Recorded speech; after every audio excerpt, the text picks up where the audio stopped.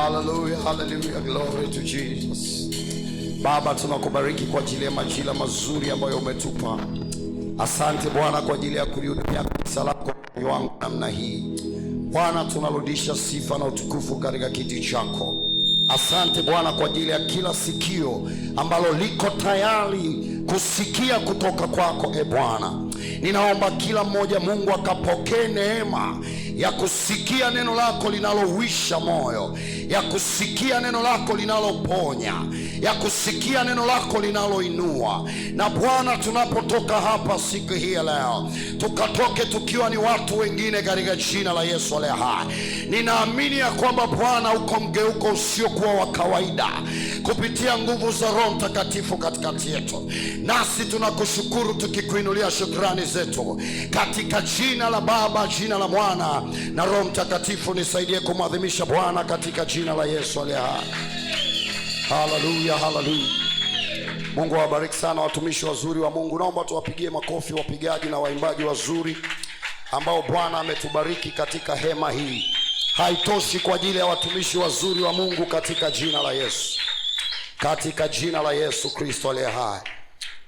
Mungu akubariki sana mtumishi wa Mungu. Ukiwa bado umesimama kama ilivyo ada yetu, naomba tufungue maneno ya Mungu katika kile kitabu cha Matendo ya Mitume sura ya 1 na mstari wa 8. Mstari huu tumekuwa tukiusoma sana hata katikati ya wiki, na leo tungependa kuanzia pale. Kabla tujaketi, unaweza kushika Biblia yako na tukasoma pamoja katika jina la Yesu Kristo aliye hai. Matendo ya Mitume sura ya 1 na mstari wa 8.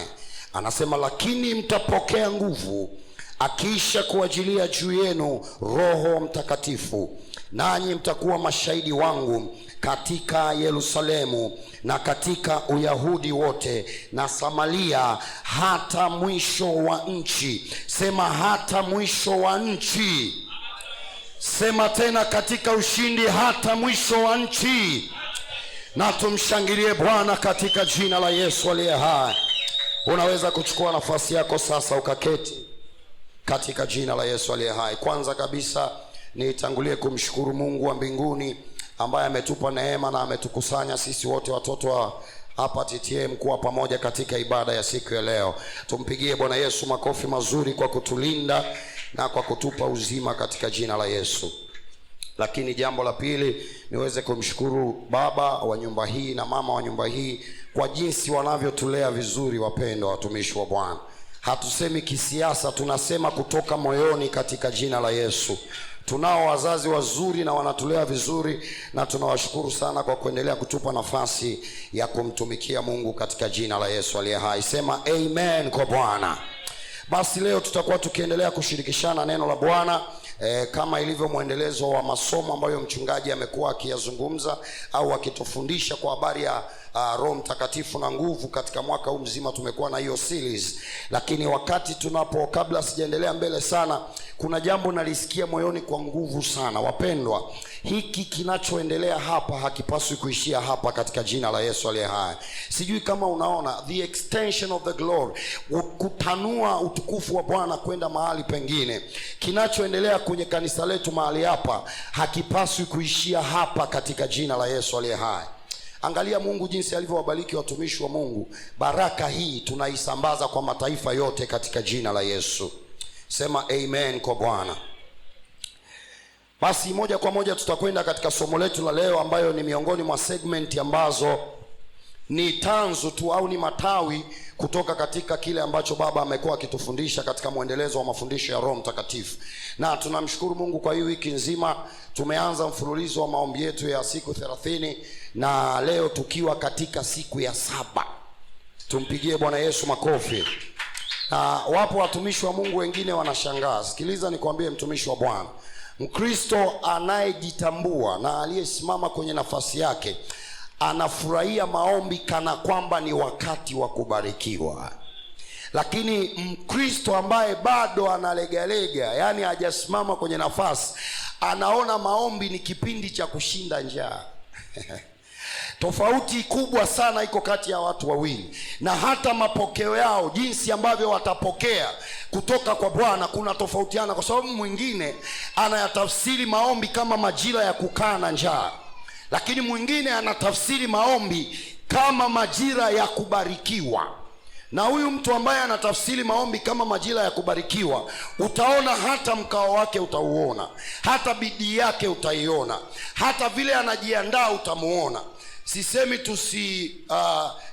unajua inawezekana usiweze kuingia nyumbani mwa Bwana kila inapoitwa leo, lakini mkao wako, mtumishi wa Bwana, mkao wako, kujali kwako, moyo wako, the way umeposition moyo, unaweza ukaelewa ukajitafsiri mwenyewe kwamba uko kwenye upande gani.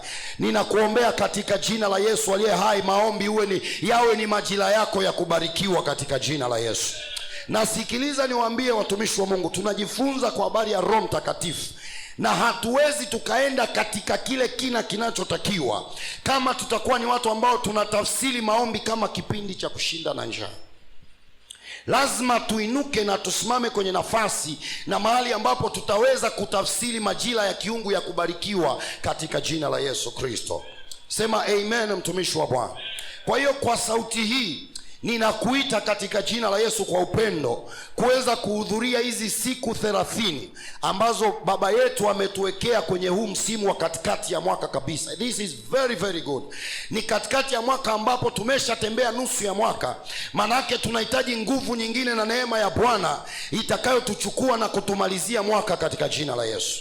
Kwa hiyo usikose, yani wale ambao tunashukuru Mungu tumekuwa na mahudhurio mazuri sana, na wale ambao wamefika katikati ya wiki iliyopita wameona mambo makubwa ambayo Mungu ameanza kufanya katika maisha yao. Kwa hiyo ninakutia wivu kwamba usikae nyumbani mpendwa, hakikisha unaingia nyumbani mwa Bwana ili tuweze kukaa pamoja na kula pamoja, na tunapoanza kupaa wewe usirudi nyuma. Na kitu cha ajabu sana, majira ya kupaa yakifika, wakati kanisa la Bwana linaanza kupanda juu, wewe unaporudi nyuma hauwezi kulirudisha, kwa sababu tayari kanisa linakuwa limeshachukua uelekeo wake. Sikia nikupe mfano huu.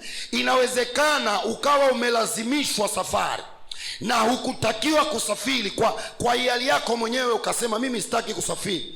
Lakini the moment umelazimishwa mpaka ukaingia kwenye ndege ikianza kupaa, hata uwe na nguvu kiasi gani huwezi kuirudisha nyuma. Kwa hiyo yanakuja majira ambayo kanisa linaanza kuinuliwa na Bwana. Utajikuta unainuka kwa lazima bila kupenda, lakini ile shauku yako ndiyo itakayokuwa inakurudisha nyuma. Mungu akupe neema katika jina la Yesu aliye hai ya kuinuka pamoja na wanaoinuka, na ninayaona majira ya kuinuliwa na Bwana katika jina la Yesu. Unajua, katikati ya wiki tumekuwa tukishughulika na mambo ambayo Roho Mtakatifu ni kama alikuwa anasafisha. Tutakapojaa nguvu na kuanza kupaa, my God, tutakuwa ni watu wengine katika jina la Yesu aliye hai. Wakati watu walikukadiria kimo, wakasema kwamba huyu ni wa kufika hapa, watakuta unaenda zaidi ya vile viwango katika jina la Yesu. Kwa sababu katikati ya wiki tumeshughulika na habari ya kuvunja mipaka, na tukajifunza kwamba Roho Mtakatifu anatupa nguvu ya kuvunja mipaka iliyowekwa katika ulimwengu wa roho. Tunaishi kwenye jamii ambayo kwa maneno yao, kwa mawazo yao, kwa manyanga yao, kwa uganga wao wanatuwekea mipaka katika maisha yetu. Ndio maana unajikuta unafanya vitu, lakini kila ukitaka kuvuka mahali unakutana na ukuta. Hiyo hali sisi tuliokuwepo kwenye maombi tulianza kutafsiri kwamba sio ya kawaida. Tunapoiona tunapaswa kuanza kushughulika nayo, na kwa sababu Mungu ameshavunja mipaka, watoto wa TTM ni wakati wa kuinuka na kutafsiri majira katika jina la Yesu aliye hai. Nisikia amina kubwa kwa Bwana katika jina la Yesu. Sasa hiki kichwa cha somo ni mwendelezo wale ambao tumekuwa tukiyafanya katika wiki hii nzima, na tutajifunza kwa habari ya kwa nini ni muhimu kujazwa nguvu za Roho Mtakatifu.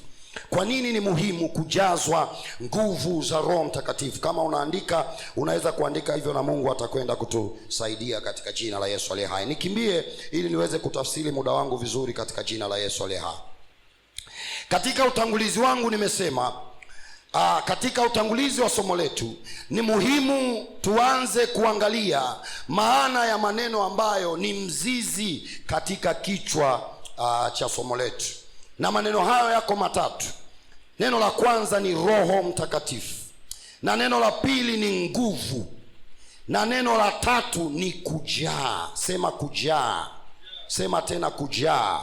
Na leo tutakaa sana hapo kwenye kujaa.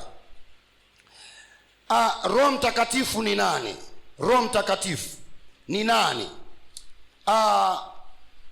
Definition ambayo ni simple au maana ambayo ni rahisi sana, huwa tunamuita Roho Mtakatifu ni msaidizi. Ni msaidizi, ni msaidizi. Mungu amemtuma kama msaidizi kwenye maisha yetu. Lakini kwa sababu ambazo mimi binafsi nimekuwa nikiziona kwamba we underrate the power, yani tunaiestimate kwa kiwango cha chini hii nguvu ya Roho Mtakatifu. Kulingana na hii maana, ikiishia hapo tunakuwa tunaona ni kama Roho Mtakatifu ni mnyonge fulani, yani ni kama sisi tunaposhindwa mambo, yani in fact ni kama sisi tunaweza mambo yote, alafu inapofikia tunashindwa na Roho Mtakatifu anatusaidia. That doesn't mean like that. Haiko hivyo. Roho Mtakatifu ni msaidizi, na kwenye ile definition mimi huwa ninaongea kwamba ni msaidizi mwenye nguvu kuliko mimi. Roho Mtakatifu ni msaidizi mwenye nguvu kuliko mimi, watumishi wa Bwana. Ukimtafsiri Roho Mtakatifu kama msaidizi peke yake, unaweza ukamfananisha na house girl, unaweza ukamfananisha na house boy, unaweza ukamfananisha na mkuu wa shule msaidizi, kana kwamba mwenye nguvu sana ni mkuu wa shule, asipokuwepo ndiyo makamu mkuu wa shule anachukua madaraka. Hapana, haiko hivyo kwa Roho Mtakatifu. Roho Mtakatifu ni msaidizi ambaye sisi wote tunajitiisha chini yake katika upande wa mamlaka. Sema amen katika jina la Yesu. Sema amen katika jina la Yesu. Na kabla sijaendelea mbele sana, ningependa kutoa tafsiri ya maneno haya mawili ambayo yamekuwa yanatuchanganya. Nafikiri pia baba atapata nafasi kama ataweza kututake in deep zaidi. Kuna kujaa Roho Mtakatifu na kuna kujaa nguvu za Roho Mtakatifu. Hivyo vitu ni vitu viwili ambavyo vina uendano, lakini kuna tofauti kidogo. Tunasema katika theolojia ya Biblia dhana hizi mbili zimeunganishwa kwa kina, lakini zinahusisha mambo tofauti. Kujazwa Roho Mtakatifu kimsingi inarejea kujitoa kabisa kwa uwepo wake na ndani ya tabia, huku kujazwa na nguvu za Roho Mtakatifu haswa inaelekeza kwenye kuweza au matendo ya kihuduma. Nataka kusema nini? Roho Mtakatifu, kujaa Roho Mtakatifu ni inaashiria ule utawala wa mambo ya ndani ya mtu, ndani ya mwamini. Roho Mtakatifu anapojaa ndani yako, anapoingia ndani yako, anapochukua nafasi ya kutawala, anashughulika na ule ulimwengu wako wa ndani. Kwa maana anadili na ile hali yako ya moyo, hisia zako, jinsi unavyoweza kuexpress ile karakta au tabia, ndo anadili navyo vile, analeta mabadiliko kule ndani. Lakini tukizungumzia kujaa nguvu za Roho Mtakatifu, tunazungumzia expression ya matendo ya kiungu katika maisha ya mwamini. Sema amen katika jina la Yesu. Sema amen katika jina la Yesu. Kwa hiyo kwa maneno mengine ni kama hivi: Roho Mtakatifu anafanya transformation ya matendo yako ya ndani, ya utu wako wa ndani, ya vile ulivyo ndani, lakini ile nguvu anayokuja nayo inakusaidia kuweza kuoperate kwa nje kupitia karama na vipawa katika jina la Yesu. Sema amen. Kwa hiyo nikizungumza kwa habari ya kujaa Roho Mtakatifu au kujaa nguvu za Roho Mtakatifu, ni kama kitu kimoja ambacho vinategemeana lakini vinajengana katika jina la Yesu. Sasa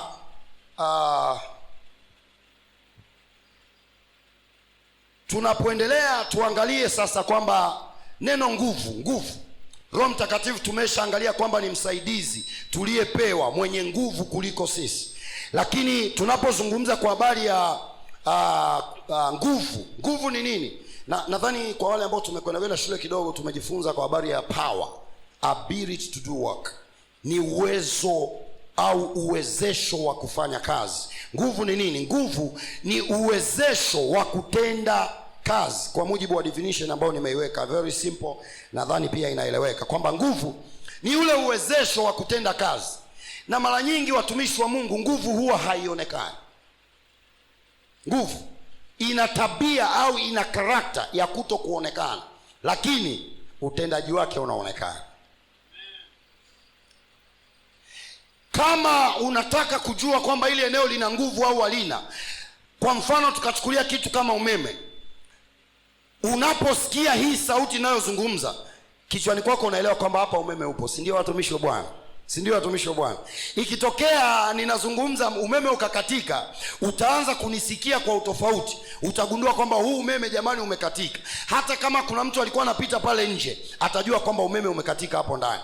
Kwa nini? Kwa sababu alikuwa akitusikia kwenye namna fulani au kwenye uwezesho fulani wa nguvu ile ya umeme, lakini mara ghafla umeme unapoondoka anaacha kutusikia. Ndio maana ninasema kwamba nguvu huwa haionekani kwa kawaida. Hapa tukasema jamani, hebu tuanze kuitafuta nguvu ya umeme. Tafuta, hautaiona. Lakini once ukikanyaga waya once ukikanyaga waya wa umeme ambao umewashwa, una moto, hautaacha kusimulia na hamna rangi utaacha kuiona. Kwa hiyo Roho Mtakatifu kama nguvu ndani yetu, huwa nguvu ile haionekani mpaka imepata expression, mpaka imepata jambo la kutendeka ambalo linahitaji ile nguvu iweze kuonekana. Hiyo ni sifa ya nguvu. Sasa leo sitakaa sana kwenye hilo eneo, kwa sababu mimi nataka nijikite kwenye kujaa. Sema kujaa katika jina la Yesu. Kujaa ni neno au ni nini? Kujaa ni nini? Kujaa ni nini? Ujazo au kujaa ni nini? Kwa mujibu wa definition ambayo Roho Mtakatifu amenipa, inasema neno kujaa lina maana kuu ya kitu kufikia uwezo wake wa juu zaidi. Kujaa lina maana kuu ya kitu kufikia uwezo wake wa juu zaidi, au kushindwa kuongezeka kitu kingine juu yake. Neno kujaa lina maana gani?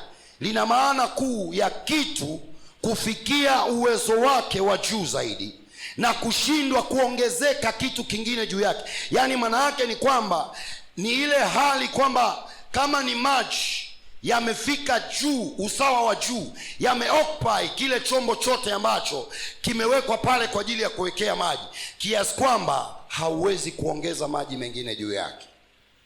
Na hiki ndiyo kitu ambacho Roho Mtakatifu atakifanya kwa mwamini katika siku hizi 30 katika jina la Yesu aliye hai. Roho Mtakatifu atakujaza kiasi kwamba juu yako hakuna anasa, hakuna fitna, hakuna magonjwa, hakuna mapepo, hakuna adui ambaye ataingia kwenye hiyo nafasi, kwa sababu Roho Mtakatifu ameshaijaza katika jina la Yesu aliye hai. Sema amina kwa Bwana kama unamwamini. Kwa hiyo hili neno huwa linatumika katika mazingira na nyanja mbalimbali kama vile hali ya bahari, ujazo wa nafasi ya vyombo mbalimbali. Kwa mfano bahari, huwa tunasema kuna kupwa na kujaa, si ndio? Kuna kupwa manake ile hali ya kupungua, kwamba kuna wakati maji huwa yanatoka huku pwani yanaingia ndani zaidi, lakini kuna majira ambayo maji huwa yanatoka kule baharini yanasogea huku, manake hiyo bahari inakuwa imejaa. Kwa hiyo kujaa kunaweza kukatumika katika, ni neno ambalo linatumika katika maeneo mbalimbali. Waebrania wana neno lao linaitwa kama nitaliona, linaitwa mitmel, ambalo wanasema hii inamaanisha is being fulfilled, yani ni ile hali ya ule utoshelevu wa ujazo kwenye kiwango ambacho hakuna kitu kingine kinaweza kikaongezeka katika jina la Yesu aliye hai. Sasa kujaa huashiria mambo yafuatayo kwa mwamini. Kujaa huashiria mambo yafuatayo, ambayo hayo mambo ndio tutaweza kukaa hapo kwa kina kidogo kwa kadri ya neema ya Mungu iliyo juu yetu siku ya leo. Kama unaandika, andika kujaa huashiria mambo yafuatayo. Tuna mambo kama 6 au 7 nitaweza kukutajia, na Roho Mtakatifu atatusaidia kuyafafanua katika jina la Yesu. Jambo la kwanza, kujaa kuna maanisha nini? Kujaa kuna maanisha hakuna nafasi tena ya kitu kingine kuongezeka. Hiyo ni maana ya kwanza. Kwa maana ya kujaa kuna maanisha nini? Hakuna nafasi nyingine ya kuongezeka. Manake hapo sehemu pako full. Siku moja nilikuwa nimeenda ku attend event ya Essence of Worship, I think, ile ambayo ilifanyika the Superdome Masaki. Bwana, nikafika pale nimechelewa. Nafasi yangu ilikuwa kule mbele kidogo, kwa sababu nilikuwa na operate kwenye jambo fulani, kwa wakawa wamenipa nafasi ya kiti changu kuweza kukaa. Nafika mlangoni nakutana na watu, yani watu walio nje ni kama wanaendana na wale walio ndani. Nikaona hii ni noma sasa. Manake hakuna sehemu ya kupenya ambapo unaweza ukafika kule. Ilibidi Asha aje anichukue, anipitishe chobingo ndani mpaka kuja kunipeleka pale mbele. Yaani kwanza unafika umesweti, kwa sababu watu walikuwa na shauku ya ibada, na ile ibada ilikuwa na watu wengi sana. Nadhani miongoni mwenu kama kuna mtu alifika atakuwa aliona. Kwa hiyo nataka kumaanisha nini? Kwamba kujaa ni kama vile kwamba tumeandaa sherehe yetu au event yetu ina siti 100 na siti 100 zote zimekaliwa. Tafsiri yake ni ipi? Ni kwamba hakuna kitu kingine kinaweza kuongezeka hapo mahali, kwa sababu nafasi haipo. Haleluya, watumishi wa Bwana. Sasa kwa mwamini ina reflect nini? Ina reflect Roho Mtakatifu anapoingia na anapopata nafasi ndani ya mwamini, anapokalia maisha ya mwamini. Maana yake ni kwamba hakuna kitu kingine kinachoweza kutoka nje kikaja ndani kikakaa. Hello. Unajua kwa nini una kisukari? Unajua kwa nini una kisukari? Kwa sababu Roho Mtakatifu hajajaa kwenye huo moyo. Bado kuna space. Yaani bado kuna nafasi ambayo iko wazi. Kwa hiyo ile nafasi ambayo iko wazi ndio kisukari chako kimekaa pale. Siongelei kisukari ugonjwa, naongelea kisukari ile hasira ya kupanda. Inapanda, unakuwa na hasira kiasi kwamba unavunja kila kitu hapo kando pembeni yako hapo. Unakuwa na hasira kiasi kwamba haushikiki. Unakuwa na hasira, unapandisha mori kiasi kwamba inabidi watu 4 wenye milaba watu wenye milaba 4 waje wakae wakutulize. Mtumishi wa Bwana, umepanda sukari. Jaa nguvu za Roho Mtakatifu katika jina la Yesu aliye hai. Haleluya, watumishi wa Bwana. Na wakati mwingine kwenye maisha unaweza ukajiona kwamba mimi am safe, niko vizuri, lakini ni kwa sababu haujakutana na mambo ambayo yanaweza yakapandisha hiyo sukari yako. Ukikutana nayo tutaona, unaweza ukasema mbona mimi niko fresh. Yaani haujajaa nguvu za Mungu kwenye ile level inayotakiwa. Lakini tunapozungumza hivi ukawa unachukulia poa, unaona kwamba mbona niko fresh, hamna kitu cha kunitisha. Kuna mambo yakitokea, mpendwa, sukari yako tutaiona. Mwambie mwenzako, jaa Roho katika jina la Yesu. Jaa Roho katika jina la Yesu. Jambo jingine la pili ambalo kujaa kunaashiria nini? Huashiria kilele au hitimisho au ukamilifu wa jambo. Kujaa kuna maanisha kilele, hitimisho au ukamilifu wa jambo. Kujaa huashiria kilele, hitimisho au ukamilifu wa jambo. Hii point naipenda sana. Kwa nini? Kwa sababu implication yake huwa mara nyingi inatokea wakati mwamini anampa Mungu ibada. Wakati mwamini anapompa Mungu ibada, hiki kitu huwa kinatokea. Mara nyingi Roho Mtakatifu huwa anakuchukua, anakupeleka kwenye kilele cha maabudu, kiasi kwamba unapata ile neema ya kumfurahia Mungu kwenye level inayotakiwa. Ukikaa pale unatamani usiondoke, maana unakuwa uko kwenye eneo fulani ambalo Mungu ameshajifunua kwa uwazi kwenye viwango ambavyo unatamani tu kumexperience, unatamani tu kukaa hapo karibu, unatamani tu kukaa kwenye hayo mazingira, unatamani tu ungekaa muda wote mtu asikuchomoe asikutoe. Ili hichi kitu huwa kinatokea kwenye mazingira kama yale. Na ndio maana watumishi wa Mungu, sisi praise and worship tunamshukuru Mungu kwamba watumishi wa Mungu waimbaji waliopo hapa, Mungu anawatumia kutupeleka kwenye kilele katika jina la Yesu. Yaani kuna namna tunamfurahia Mungu mpaka unasema mchungaji, mpaka unasema mbona tuko wachache?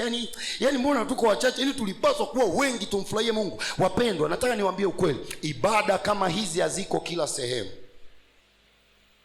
Wewe si hujatembea kwenye makanisa brother. Ibada kama hizi haziko kila sehemu. Kuna kanisa unaenda, sisemi kwa ubaya, kuna kanisa unaenda kama ulivyoingia ndivyo utakavyotoka. Siku moja tulisafiri mimi na mke wangu, tukawa tumeenda eneo fulani huko mikoani, sitaki kutaja.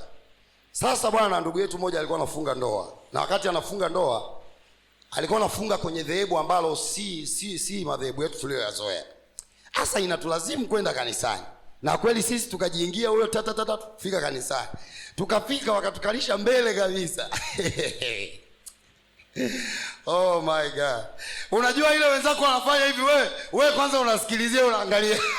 Yaani hapa nifanyaje hapa? Hapa nifanyaje? Nikamwambia tu mke wangu, hebu tutoke nje kwanza. Yaani tuashumu tutoke nje. Afadhali tungekuwa hata na mtoto kipindi hicho, hata mtoto hatuna. Ukiona mtoto ungemshika keni unamsaidia, unakuwa kama unamsaidia mtoto.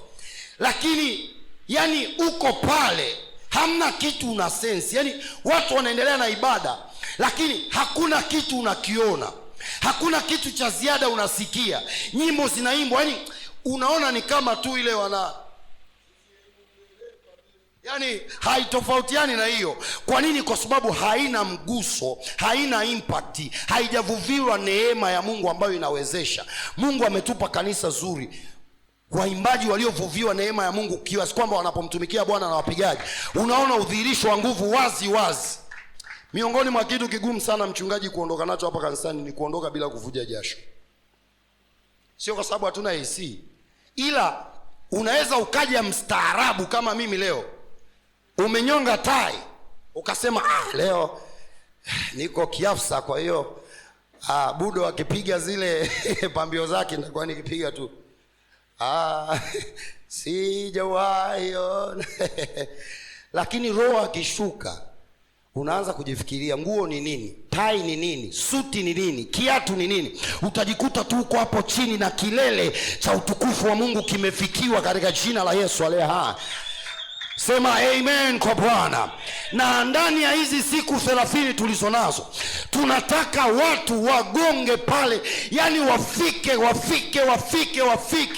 na kila mtu afike. Nilikuwa namwambia mdogo wangu Frederick hapa siku moja, nikamwambia kazi kubwa ya sisi wahudumu ni kuwavuta watu na kuwashika mkono na kuwasogeza kwenye karibu na kiti cha neema cha Mungu. Na tukifika pale tunawadondosha, tunawaachia pale. Kazi yao inakuwa ni yeye na Mungu. Sisi kazi yetu imeisha, na sisi tunajigeuza pale pale, tunamgeukia mfalme wa amani, tunasema Bwana, kazi ulionituma ni hii hapa, nimeifanya, na hao watu ni hao hapa nimekupa. Na mimi kama mwanadamu nageukia madhabahu, naanza kusema na Bwana, Bwana shughulika na mambo yangu. Na ndio maana unapokuwa ibadani, mpendwa, haupaswi kuwa kama mpitaji. Yani kuna watu unawashangaa, yani mtu, yani ibada imeenda imemfikisha, yani ibada yenyewe imefika kwenye kilele, lakini mtu unamwona tu yupo tu, yani kama kambale fulani hivi, yupo anaibukia, anakunywa hewa afu anarudi kwenye maji, yupo tu. Yani haipaswi kuwa hivyo, watumishi wa Bwana. Sema amen, sema amen. Ujazo wa Roho Mtakatifu huwa unaashiria kwamba mtu amefikishwa kwenye kilele, mtu amefikishwa kwenye hitimisho. Yani umefika mahali ambapo sijui nisemaje, yani kuna namna unafikishwa kwenye eneo ambalo huwezi kusema, huwezi kuwa na lugha, huwezi kuwa na maombi. Unajikuta huko hapo, unajikuta wingu limekuchukua, limekupeleka pale. Ukipata kanisa kama hili lina nafasi ya kukufikisha kwenye hilo eneo, usichomoke katika jina la Yesu. Usichomoke, usifikirie kwamba hicho kitu kipo tu. Hapana, kuna neema ya Mungu ambayo inakuwa inatembea katika jina la Yesu aliye hai. Wakati naongea na Frederick, nimwambia pia kitu kingine. Nilikuwa napiga story, nikamwambia Frederick, sisi waimbaji na wahudumu wote, in fact wa kanisani, tunaposhindwa kuwafikisha watu kwenye kilele cha maabudu, kwenye kilele cha kumpa Mungu utukufu, huwa tunaondoka na deni. Yaani kuna deni Mungu anatudai kabisa. Kwa nini? Kwa sababu watu wameacha vitu vyao, wameacha ratiba zao, wamekuja hapa wanataka kuonana na Mungu, alafu sie tuliopata dhamana hatujawachukua na kuwaingiza kwenye chumba cha ndani. Ni kweli ibada inaanzia nyumbani, na ni kweli ibada iko kwenye moyo wa mtu, lakini kuna namna ambavyo Roho Mtakatifu lazima ajidhihirishe katikati ya makutano ili watu wafikie kwenye kilele cha kumwabudu Mungu. Tunaposhindwa kufanya hivyo, tunaingia kwenye deni. Nikamwambia kitu kingine, nikamwambia ndio maana wakati mwingine huwa unatuona hatuimbi nyimbo ambazo tumezifanya kwenye mazoezi, si ndio Budo? Hatufanyi hivyo. Kwa nini? Kwa sababu kuna wakati ambao sisi kama watumishi wa Mungu ambao tunakuja kuandaa ibada, Roho Mtakatifu anataka kutuhudumia. Roho Mtakatifu anataka kutufikisha kwenye kilele cha kumwabudu Mungu. Na inawezekana wakati tulipokuwa tumekuja kuandaa ibada, kuna mtu mmoja miongoni mwetu ambaye ana changamoto fulani ambayo Roho Mtakatifu anataka kushughulika nayo. Kwa hiyo anatuletea wimbo kwenye mazoezi, tunaanza kuuimba, nguvu za Mungu zinaanza kutembea hapa kwenye mazoezi, zinaanza kutembea. Yule mtu mmoja anahudumiwa. Guess what? Wimbo ule ule ukiuleta kwenye ibada ya kesho, unapotaka kuimba unasikia no. Hapana. Ghafla unaletewa wimbo mwingine kwenye moyo.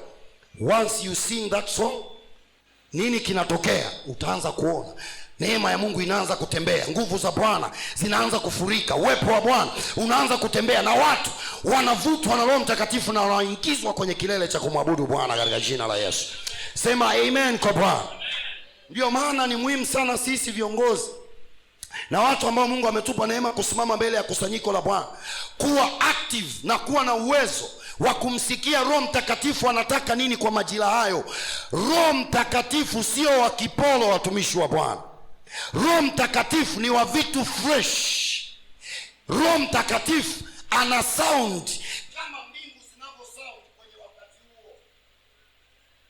Hello watumishi wa Bwana. Roho Mtakatifu kwa Kiingereza tungesema like heavens. He sounds like how heaven sounds. Roho Mtakatifu anazungumza kama mbingu zinavyozungumza. Roho Mtakatifu anasema kama mbingu zinavyosema. Roho Mtakatifu anaimba kama mbingu zinavyoimba. Unajua kuna wakati ambapo Roho Mtakatifu anaweza kukuletea wimbo ambao saa hiyo mbingu zimefungukia kule juu, na hiyo ndio inapelekea mahudumio katika jina la Yesu aliye hai. Sema amen kwa Bwana.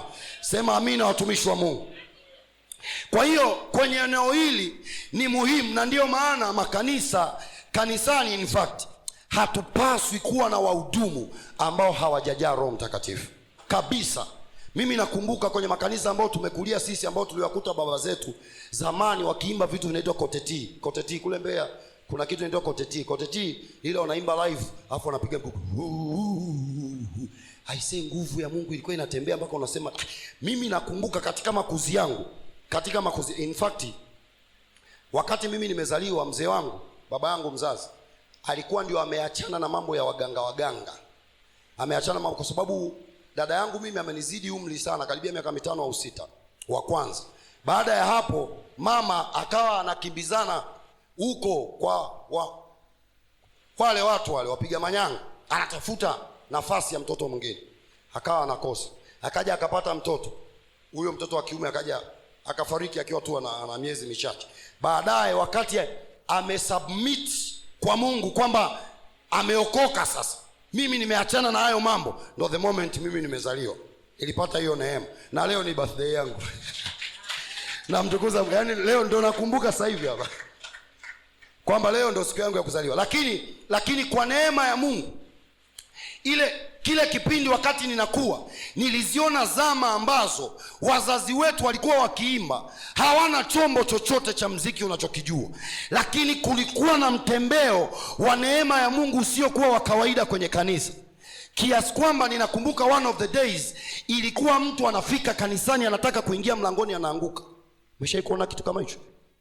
Yaani kwamba kanisa lilikuwa na moto kiasi kwamba mtu amekuja na mambo yake ya ovyo, mlangoni pale anaanguka bana. Sasa chukua hizi zama zetu tulizonazo, tupeleke kwenye zile zama, tuingie mlangoni. Mwana wa Mungu tujichukue sisi hapa, tujipeleke kwenye zama au kwenye level ya kiwango hicho, kwamba kanisa limefunika nguvu za Bwana kiasi kwamba unaona watu ambao wana mambo yasiyofaa hawawezi kuyaingia malango. Na in fact sio tu hawawezi kuyaingia, hawawezi wakakaa katikati ya kusanyiko la Mungu wakawa salama, sehemu yenye nguvu, kwa sababu kunakuwa na ile nguvu ya upinzani. Sema amen katika jina la Yesu. Ni kama vile Roho Mtakatifu anakuwa na ukinzano na aina ya nguvu ambayo inaoperate ndani ya hao watu. Kwa hiyo unajikuta mtu yuko uncomfortable. Miongoni mwa kitu ambacho niliwaambia watu katikati ya wiki, nilisema kwamba tunapoendelea kuomba usishangae, kwa sababu tulikuwa tunaomba juu ya kutanua mipaka, tukawa tunaomba kwa habari ya kupata ujasiri, na tukawa tunaomba kwa habari ya kuondoshwa kwenye vifungo mbalimbali. Nikawaambia watumishi wa Bwana, usishangae tunapoomba ukaanza kuyaona mambo ambayo hukuwahi kuyaona kwenye familia yako. Unaanza kuona chuki, unaanza kuona watu wanakushambulia, unaanza kuona watu wanainuka kinyume na wewe. Anza kuona kwamba mambo yameanza kutokea, madhabahu zao zimeanza kuguswa. Hawawezi kukaa kimya, mtumishi wa Bwana, kwa sababu wanaungua. Mtu ambaye anaungua hawezi kuvumilia, mtumishi wa Bwana, lazima atapiga kelele. Kwa hiyo ukifika kwenye hiyo hatua, usianze mbona wananifanya hivi, mbona nini na nini, unaanza kulalamika. Chochea moto kwa jina la Yesu mpaka hizo madhabahu zivunjwe katika jina la Yesu aliye hai. Sema amen kwa Bwana, sema amen kwa Bwana. Kwa hiyo point ya pili ni kwamba huashiria, hii hali ya kujaa huashiria kilele, hitimisho au ukamilifu wa jambo katika jina la Yesu. Na pointi ya tatu, kujaa kuna maanisha nini? Kujaa kuna maanisha nini? Huashiria ruhusa au kibali cha kuanza kuondoka au kuchukua hatua. Huashiria ruhusa, kibali cha kuanza kuondoka au kuchukua hatua.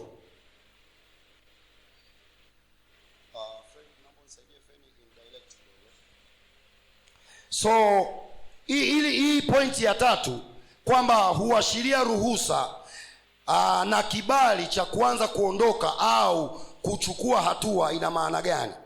Unajua Biblia inasema nanyi mtapokea nguvu akiisha kuajilia Roho Mtakatifu juu yenu, na kisha mtakuwa nini jamani?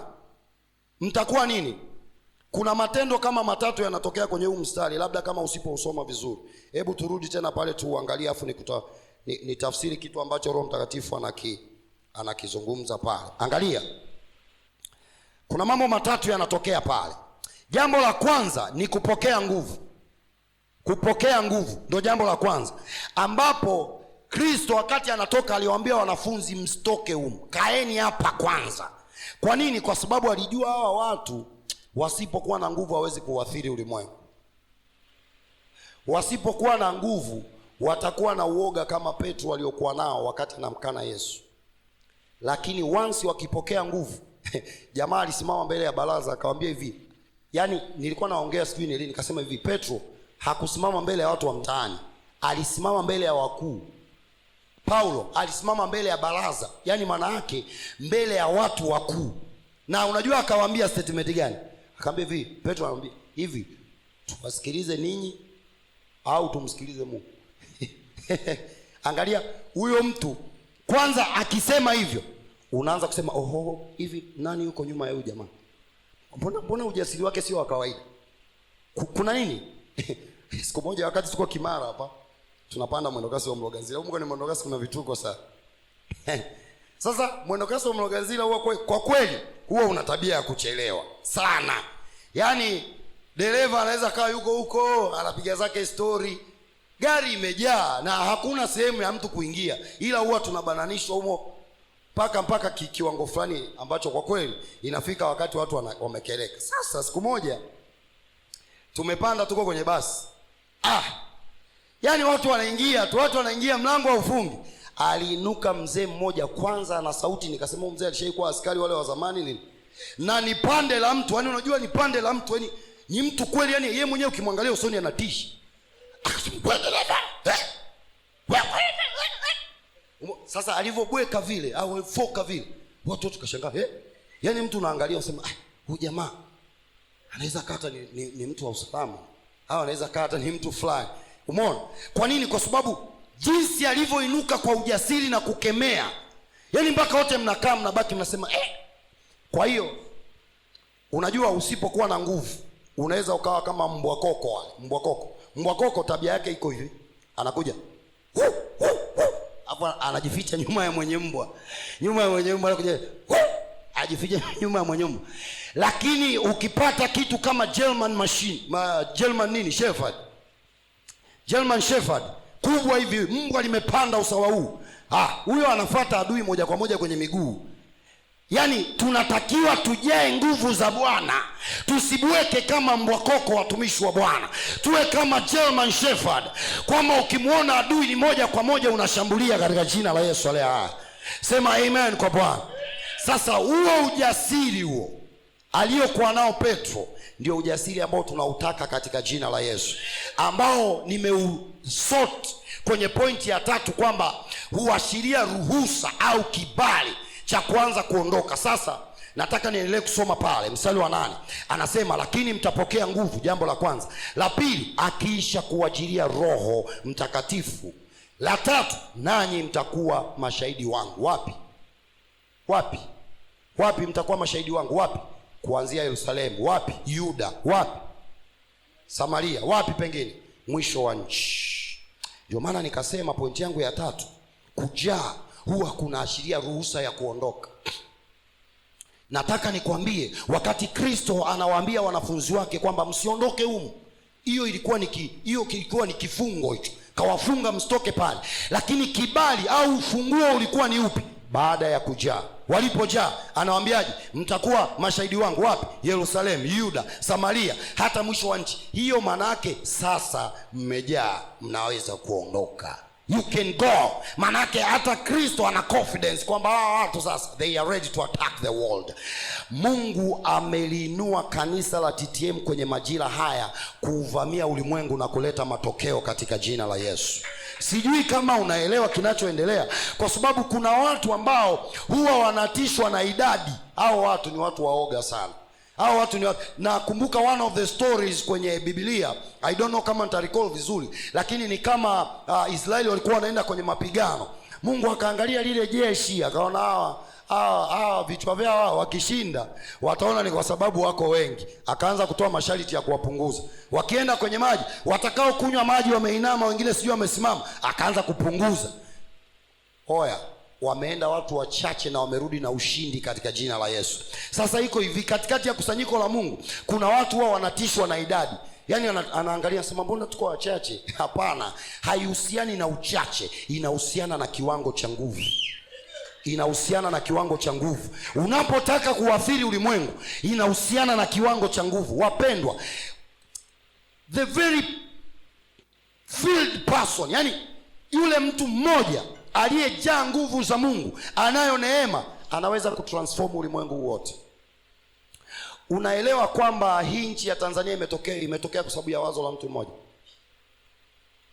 Wewe unafikiri kwamba wakati wale waliokuwa Berlin Conference, wale walikuwa na wanagawa mipaka kwamba hapa itakuwa hivi, lazima kuna jitu tu lilikuwa na wazo likainuka likasema sasa hapa tutagawanya, tutaweka hivi tutafanya hivi, mtu mmoja tu kutoka kwenye mawazo yake. Wewe unajua kwamba ujenzi wa ile eneo ambalo tuko hapa, kuna mtu mmoja ambaye alikaa akawaza kwamba kwenye familia, kwenye maisha yangu nataka nifanye kitu fulani, akakifanya kile kitu, lakini baadaye tumekuja tumekaa hapa kama ibada. Ni wazo la mtu mmoja mwenye nguvu, ambaye ana nguvu ya kufanya. Sasa haya ni mambo ya mwilini, kwenye mambo ya roho ni zaidi, katika jina la Yesu aliye hai.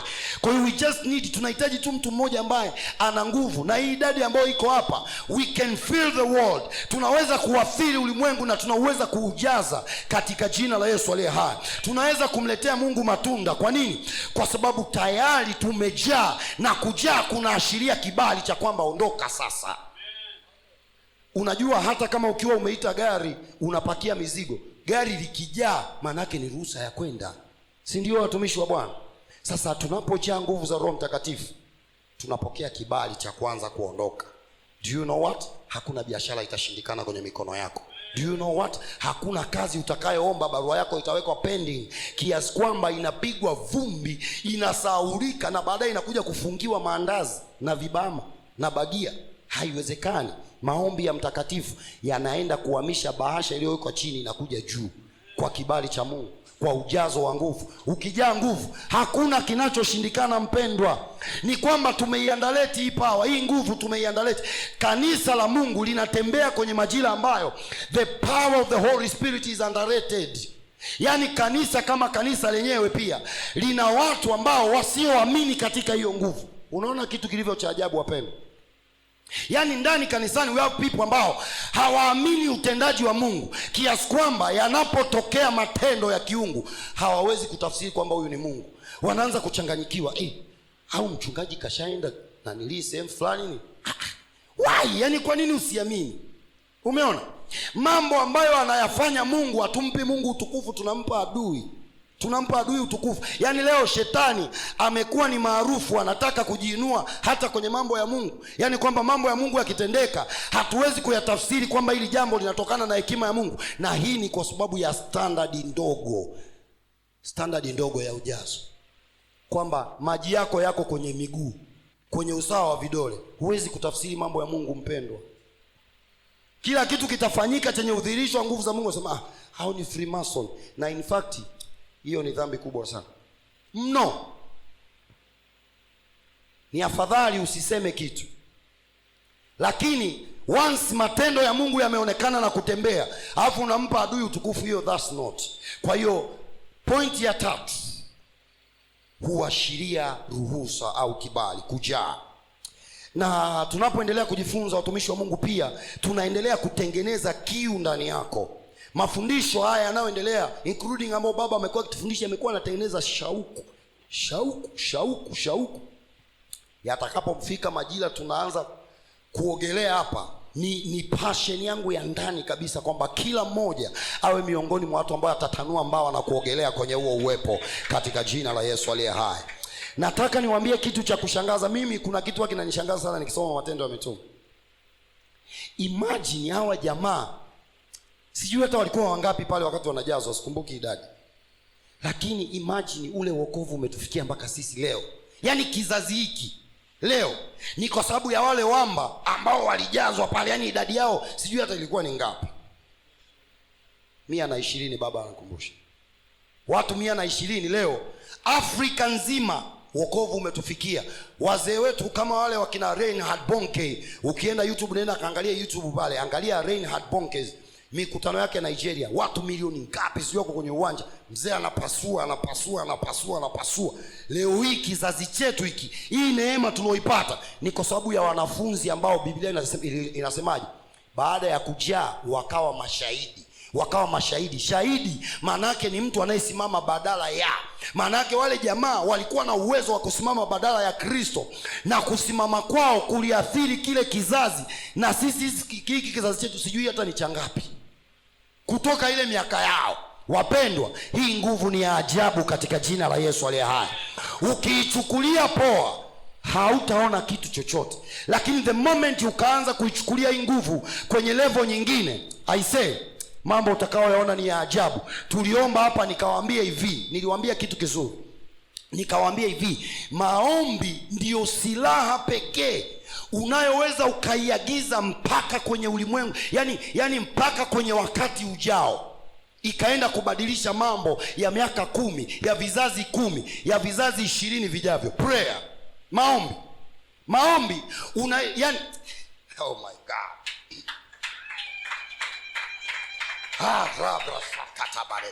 Maombi ni silaha ya moto kuliko nuclear. Maombi ni silaha ya moto kuliko bunduki yoyote unaoifahamu, kuliko bomu lolote unaolijua. Maombi, hata uwe na silaha gani ya nuclear, huwezi kuiagiza wakati ujao. Huwezi ukaiagiza ikampiga adui wa miaka 10 ijayo, kwamba iko njiani inaenda inasubiri miaka 10 ijayo ikampiga adui. Haiwezekani.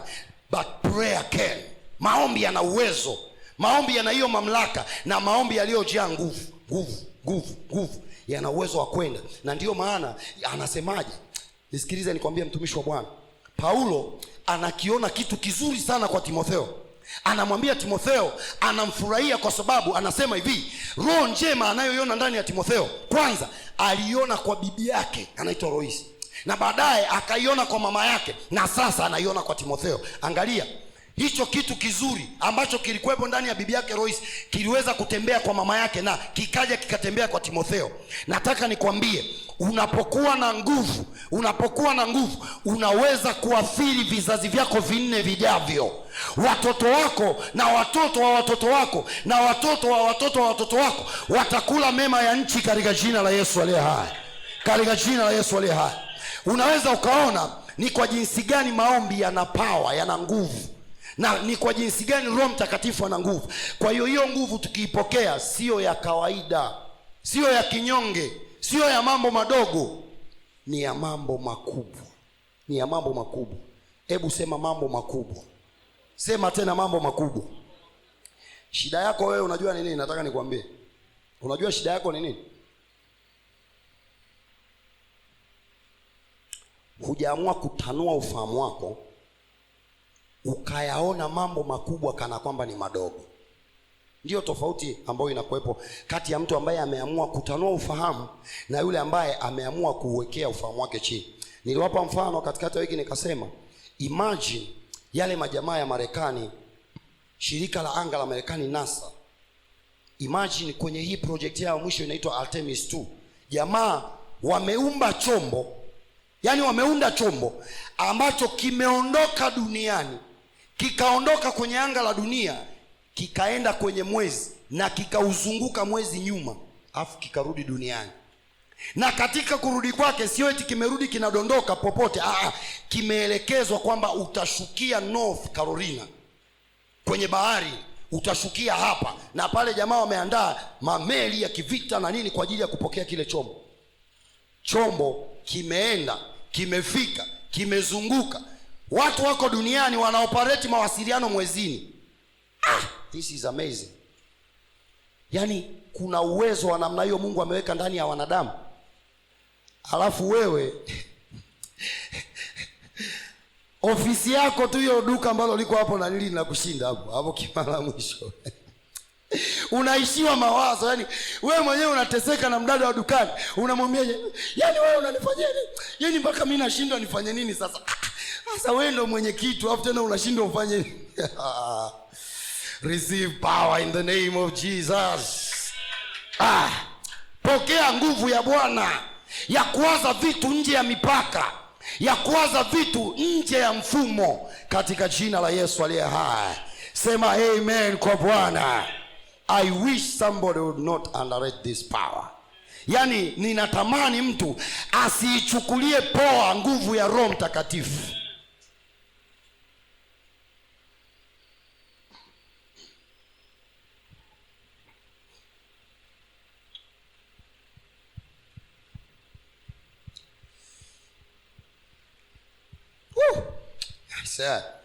Ni nguvu ya ajabu sana.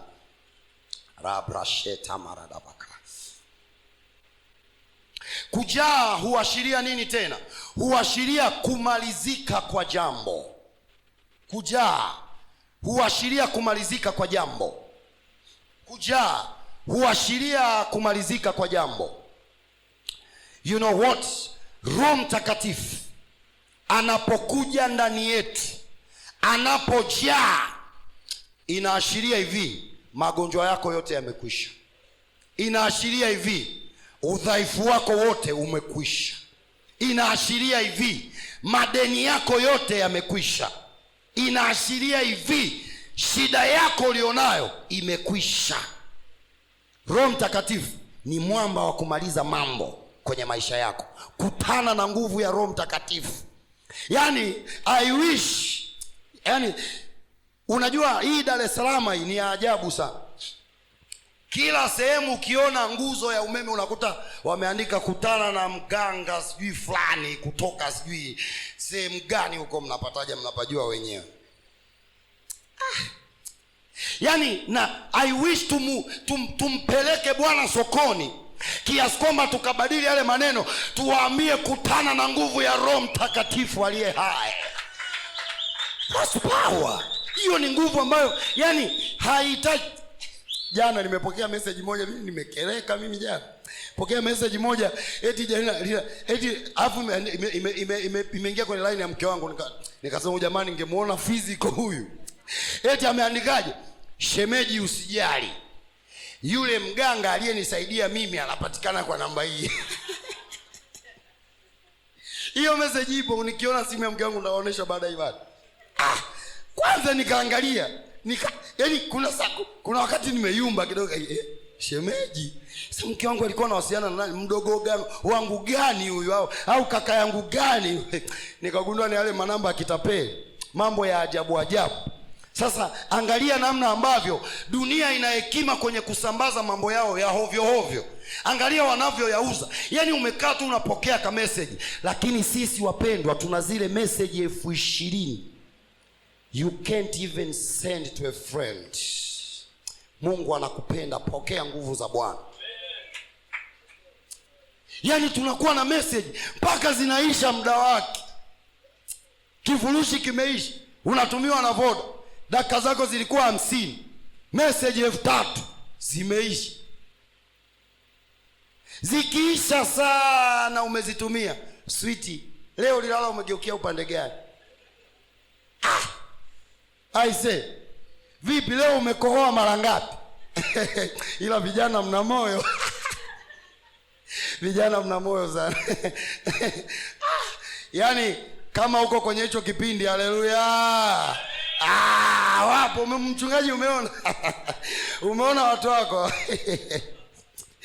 Hicho kipindi, yani ukifanikiwa kukigeuza hicho kipindi ukamfurahia Bwana kama unavyomfurahia mpenzi wako. Vina muda basi. Muulize mchungaji, vina muda? Au jamaa wangu yuko pale nyuma, muulize, vina muda basi. Kuna saa itafika blaza. Yani eti sijui eti umelala umegeukia wapi? Ni majukumu tu, pampasi, nguo, nyumbani hamna sukari, sijui nini. Kuna saa unakaa unasema, mke wangu nakupenda sana bwana. Yani nikikumbuka nakaa siku 2 sijakwambia. Ila mtu ambaye yuko kwenye hicho kipindi cha moto haelewi, anaona wewe itapitaje siku mara 7? Lazima nimwambie mara 7. Alafu kama mtu kajinsia hata kuomba dakika 5 akawezi. Hayo mambo ni mazuri na yanatakiwa kuwepo, siyakatai, lakini ya Mungu yanatakiwa kuwa mengi katika jina la Yesu. Sema amen. Jambo lolote linalochukua nafasi ya Mungu ni ibada na ni sanamu. Kwa hiyo pia uwe makini sana, usije kama umemgeuza mpenzi wako ndo amekuwa Mungu wako. Unakuja hapa kumuomba Mungu, lakini Mungu akikuangalia anaona huyu mbona ana miungu migeni. Kamungu kageni ndo kale ka sweet heart kamekaa pale. Umeona? Unaweza ukawa ibadani, kamekuandikia message, ukitoka hapo naomba unitumie na ya kutolea. Umekaa hapa, message inapumua mfukoni, unaona mtumishi anamaliza saa ngapi? Message inapumua. Sasa hebu mwambie mwenzako hicho kimuemue, leta kwa Yesu. Hii ni ya vijana. Hicho kimuemue leta kwa Yesu.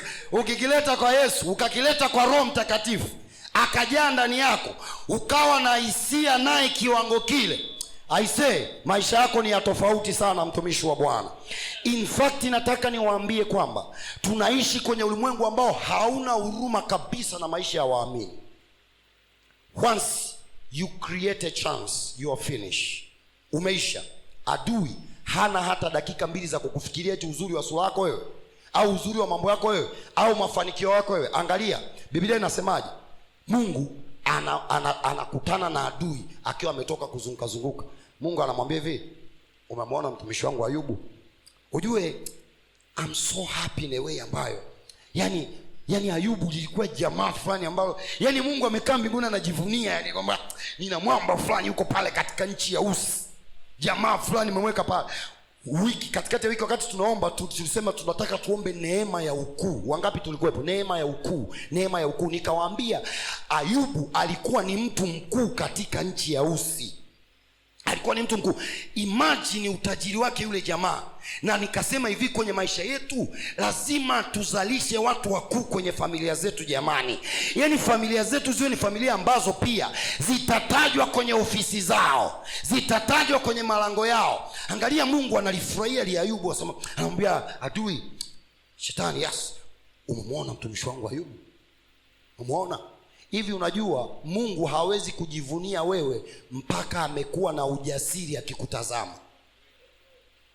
Mchungaji aliwahi kusema kuna watu wanaweza wakajitambulisha kwamba mimi natokea Total Transformation, mchungaji wangu ni fulani. Mchungaji mwenyewe ukasema ni kweli. Sisemi katikati yetu kuna mtu ambaye mchungaji anamchukia, lakini kuna maisha ya mtu anavyoishi mtaani kwake. Ukipita akasema bwana huyo bwana ni ndugu yako, ndio. Hauna sura ya kumwangalia mara mbili. Kwa nini? Gazeti lake ni chafu, gazeti lake ni la udaku. Hasa mchungaji inabidi aseme hata kwa sauti hiyo, ndio mtumishi wa Bwana, tunaendelea kumtengeneza. Lakini kuna mtu mchungaji akiambiwa bwana fulani ni mshirika wako, ndio, yes, pata confidence, yes. Siku moja askofu wa TAG mtoka mbali aliwaita wachungaji wote ambao makanisani kwao wanatokea wabunge, na kule kwetu Mbeya kule kuna mchungaji ambaye mbunge pasali, ukapiga suti kali, nenda Dodoma, tunaitwa wachungaji ambao kanisani kwetu tuna wabunge. Kuna heshima fulani iko pale imetangulia, si ndio? Japo hiyo ni ya kibinadamu, lakini mimi naongelea kitu ambacho Mungu alikuwa anakiona ndani ya Ayubu, kiasi kwamba anamwambia shetani, umemwona mtumishi wangu Ayubu? Shetani akamwambiaje? Wewe si kwa sababu umemzingira bwana, angalia mali zile ulizompa. Angalia Mungu alichokisema, nakipenda sana. Akamwambia hivi, nakupa ruhusa, kaguse vitu vyake vyote, roho yake usiguse. Kamwekea mpaka pale. Sasa mpendwa, nilikuwa nakwambia tunaishi kwenye dunia ambayo haina huruma hata mara moja na mambo yako. Angalia ruhusa tu ilipotoka kwa Mungu, angalia shetani alichokifanya. Brother, ni taarifa baada ya taarifa. Yaani shetani hakutaka kupoteza hata sekunde moja Mungu asije akamwambia ishia hapo hapo. Yaani the moment Mungu atamwambia ishia, awe amemaliza. Sasa ndo tunaishi na shetani wa kiwango hicho, alafu wewe tunakwambia man of God, njoo kwenye maombi ya siku 30 unaziona kama ni miaka 3.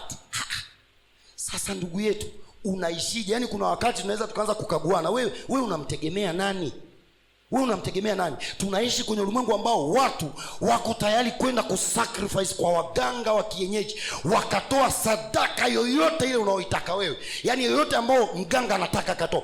Yaani mtu anaweza akaambiwa nenda ukamtafute ng'ombe wa njano, wa rangi ya njano, umlete.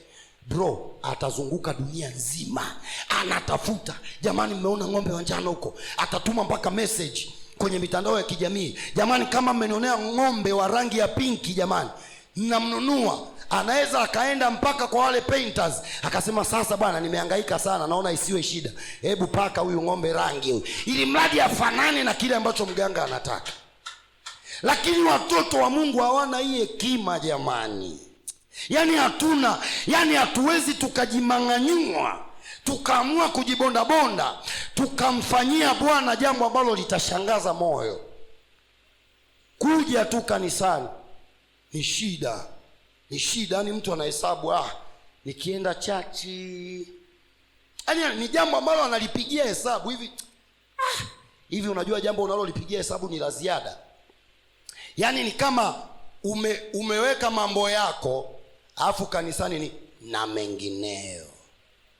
Mtu wa hivyo, shetani yuko kwenye malango yako saa yoyote, anakula hicho kichwa, kwa sababu hana, yani hii siwezi nikaipepesa watumishi wa Bwana, kwa sababu adui, ili tuweze pia kumshambulia lazima tujue mamlaka yake. Lazima yani usifikiri eti tunapambana na shetani ambaye ni kama kitu fulani cha kukipepeta pepeta ovyo ovyo.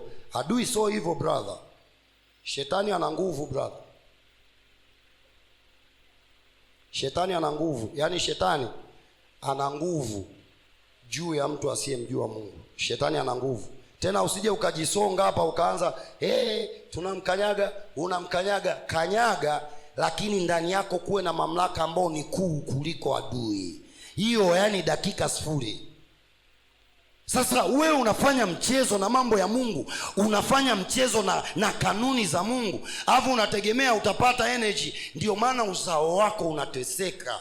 Ndio maana ukikaa nyumbani mambo hayaendi, na vitu visipoenda, dunia imeshapanda kitu kwenye akili yako kwamba mambo ndo alivyo. Ni kupambana brother, sio kupambana. Umepungukiwa nguvu za Mungu wewe. Wewe sio mtu wa hivyo. Wewe ni mtu next to that situation. Wewe ni mtu baada ya hicho kiwango, lakini kwa sababu umepungukiwa, Mungu mwenyewe ana ujasiri na wewe. Mungu hawezi akasema eti muangalie fulani pale, wakati akikuangalia misuli yako ni midogo. Shetani asije akakumaliza wewe. Mungu anaona ya nini mie huyu, ngoja nimwache kiwango chake kidogo. Anatafuta majitu kama Ayubu. Yani jitu limejisimamia, lina mali kiasi kile, lakini lina muda linatenga, linaombea mpaka uzao wake. Mungu, kumbuka familia yangu, yumkini wamekutenda dhambi. Ayubu alikuwa miongoni. Unajua kuna mchungaji wangu mmoja alisema, yani sio kwa bahati, yani ni mawazo yake, lakini si rasimishi. Alisema ila mimi ningekuwa nachagua baba wa imani ningempa Ayubu. Hayo mawazo yako mchungaji, yalikuwa ni mawazo yake, lakini kwa sababu alikuwa akijaribu kuangalia maisha ya Ayubu na Ibrahimu, anaona kama Mungu alipendelea fulani hapa. Lakini sio hivyo, kwa sababu Mungu ndo anaona kutokea ndani. Yale ni mawazo tu ya kibinadamu. Lakini nataka nikwambie, angalia mtu kama Ayubu. Kitu kilichokuwepo ndani yake kilikuwa ni cha ajabu, kiasi kwamba Mungu anajivunia, anaweza akamtaja. Hivi unafikiri kulikuwa na wanadamu wangapi wakati Ayubu anaishi? Ni wengi sana. Na nataka nikwambie hivi, haijalishi tuko bilioni ngapi ulimwenguni, lakini mtu mmoja anayemcha Mungu yuko kwenye moyo wa Mungu. Mungu anakufahamu vibaya mno. Usifikirie kwamba unaomba, unakesha, unapiga sala, unakuja kanisani Mungu akuangalia. Hapana, he is with you. Nataka nikuhakikishie Mungu yuko na wewe katika jina la Yesu aliye hai. Sema amen kwa Bwana katika jina la Yesu aliye hai. Nataka nimalizie mambo machache, kwa sababu nasikia msukumo wa ajabu wa kuomba. Hata dakika chache zilizobaki natamani tukaziangushe ngome katika jina la Yesu. Angalia jambo lingine, kujaa kuna ashiria nini? Kujaa kuna ashiria utoshelevu. Kujaa kuna ashiria utoshelevu. My God. Kujaa kuna ashiria utoshelevu kwenye maisha ya mtu. Kujaa kuna ashiria utoshelevu. Wapendwa, satisfaction ni jambo ambalo linatafutwa mno katika dunia tulionayo. Watu wanapambana brother, wanatafuta utoshelevu, lakini hawauoni. Siku moja mimi niliwahi kupiga hesabu zangu, mimi nazitaga za kipuuzi. Nikawaza, nilikuwa tunawaza, nikasema hivi mtu kama fulani, yani simtaji jina, lakini nyie mnamjua au mnawajua. Hivi mtu kama fulani, yani kwa nini anajihangaisha yani? Umeona? Kwa sababu anaweza akaamua akachukue mahela yake yote alionayo, akachimba handaki moja, akayafungia mle ndani. Akiyafungia kila siku atakuwa anachomoa, anataka nini? Leta hela, peleka kule, nenda kaniletee sijui nini na nini. Anakula, analala. Anaenda anachomoa, ana pesa ambazo anaweza akaweka humo ndani, akachomoa akala yeye kizazi cha kwanza, kikala kizazi cha pili, cha tatu na cha nne na zisiishe. Alafu nikajiuliza swali, kwa nini anaendelea kutafuta? Usiuchoyo wapendwa, usiuchoyo. Sasa sisi ambao bado yani hatujatanua mbao kiasi hicho, tutaikuta wapi hiyo pesa jamani? Huyu mtu ana hela kiango hiki bado anaendelea kutafuta. Baadaye nilipokaa chini nikaona ni mawazo ya kipuuzi. Mawazo ya kijinga. Mwanadamu siku zote za maisha yake anatafuta utoshelevu. Sasa kitu ambacho kiliflow kwenye akili yangu ni kwamba mali ya dunia hii, vitu vyote unavyoviona vya dunia hii, brother, havina sifa ya kumtosheleza mwanadamu. Ndio maana sometimes tunaweza tukamlaumu sana Suleiman. Maana yake Suleiman kuna wakati alifikia yani amekinai kila kitu linaita tu ubatili tu. Ubatili mtu. Mali ya dunia hii, brother, haiwezi kuleta satisfaction kwenye moyo wako. Ndio maana wewe ni shahidi. Zamani mimi wakati namiliki ghetto tu, nikaa nawaza, hivi mimi nitakuja kuwa na mke, alafu nikaa na nyumba, labda nyumba yangu sawa ina chumba, labda chumba na sebule, alafu ina chumba kingine, alafu na labda na house girl. Nikitoka nyumbani kaenda kazini, nikirudi nyumbani narudi kama baba hapa nyumbani kwangu hapa. Yani kuna kiona ni kitu cha ajabu yani.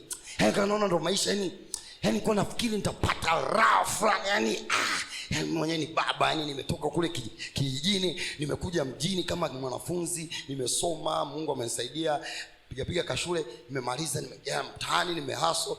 Sasa nina kafamilia yani kwa naona nitahesabika miongoni mwa watu, brother.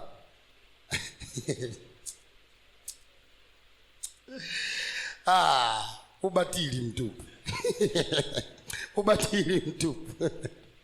Kama Suleiman, ubatili mtupu. Yani the moment ukifika kwenye hilo eneo, yani mwenyewe utaona kwamba unahitaji kitu kingine. Unahitaji kitu kingine. Vijana, naongea hapa na vijana wa kiume ambao hamjaoa. Frederick. Kuna saa unakaa chumbani kwako mwenyewe unawaza, sema jamani, Mungu nisaidie na mimi jamani. Brother, utafikia hiyo hatua na utaiona ni kawaida. Lakini natamani utakapoifikia uichukulie kwa thamani. Ukawaida nao uongelea ni ile hali kwamba hautaona kwamba ndo umefika. Yani bado utakuwa na malengo mengine. Kuna jamaangu mmoja wakati tunakuwa tuko advance, akasema, brother, yani mimi siku Mungu akinijalia mke mzuri, niende kazini kufanya nini? Si nitakaa tu hapo ndani niwe na mke wangu tu yani jamani.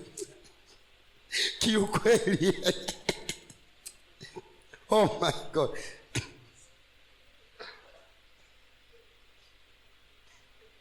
Wanadamu wana mambo mengi sana. Sasa hivi unajua yuko wapi?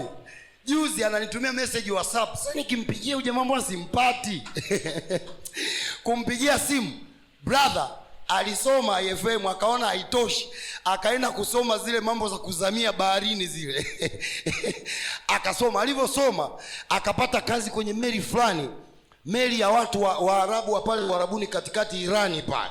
Hii saa hii mabomu yalikuwa yanalipuka pale, yuko ndani ya meli yuko.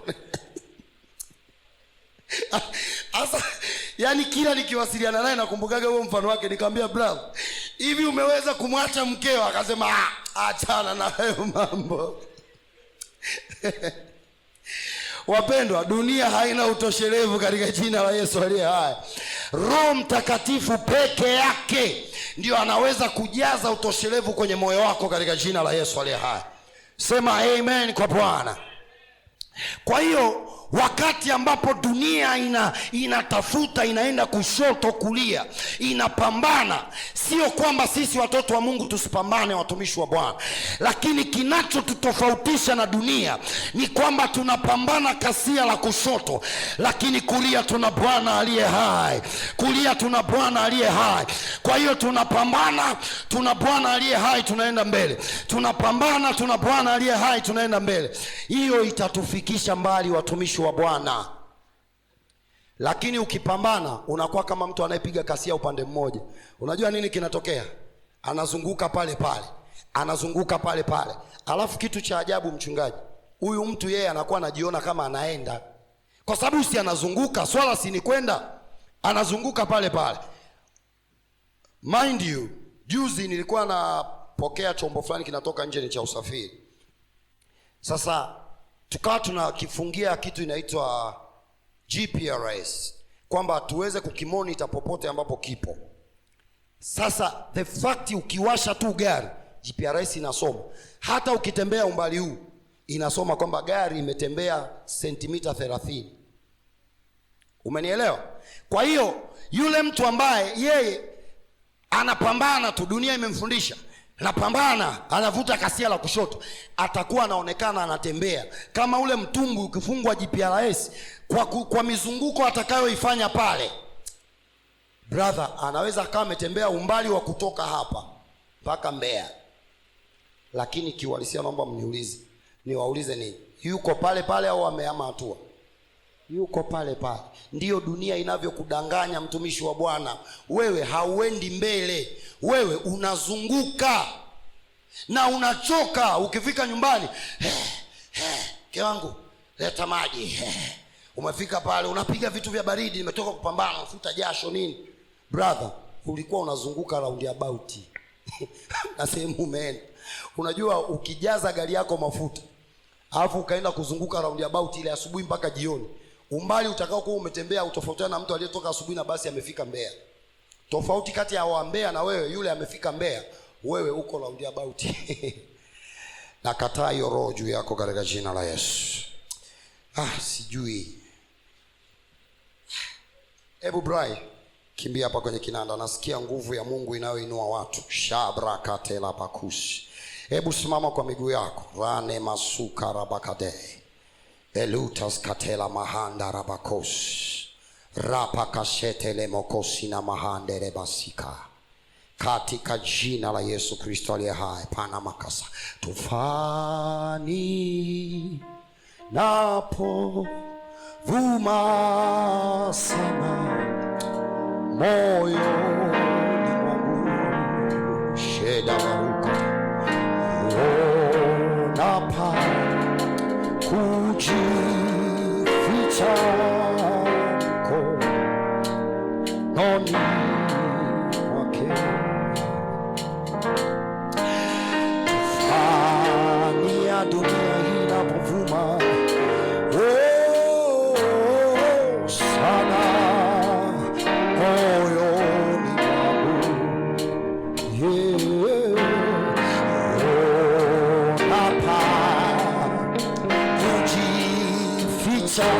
sina pengine ni mkononi mwa Bwana. Shadabako sema hunificha chauni adui hatani hata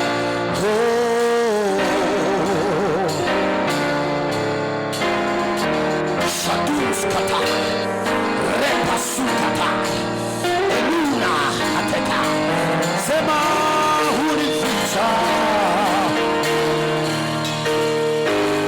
seketelete baka katishata hatui rabrasaka wenisha hunificha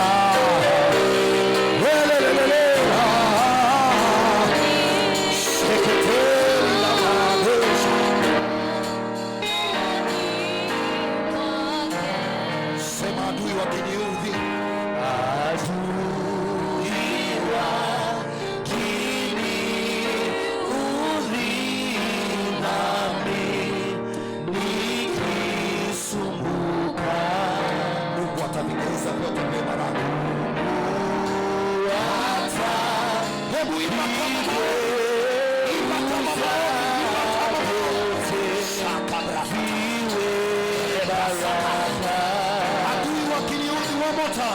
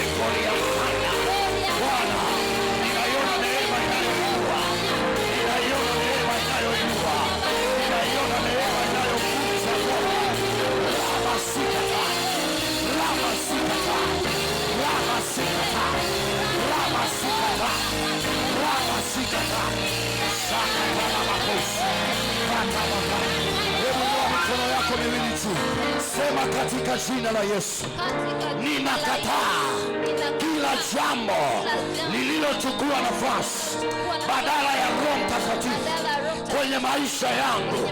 Kila ngome za adui zilizojengwa kwenye maisha yangu na kunishikilia nisiendelee mbele, ninazikataa katika jina la Yesu. Ninazibomoa katika jina la Yesu. Bwana Yesu, ninakataa kuwa na maisha ya mahangaiko. Ninakataa kuzunguka eneo moja bila matokeo katika jina la Yesu. Katika jina la Yesu. Katika jina la Yesu. Anza kukataa, mwana wa Bwana. Anza kukataa. Anza kukataa. Anza kukataa mahali popote ambapo adui amekushikilia. Anza kukataa. Nakataa. Nakataa. Nakataa. Nakataa kwa jina la Yesu. Ya barakate rama shaka rama sika rama yaka. Sitaishia hapa nilipo, nitaendelea mbele kwa neema ya Bwana. Roma saka shaka rama yaka. Endelea kukataa, usikae kimya, endelea kukataa. Rama yaka ye barakata ye barakata ye barakata. Pokea neema ya Bwana, pokea neema ya Bwana, neema inayoinua, neema inayoinua. Neema ya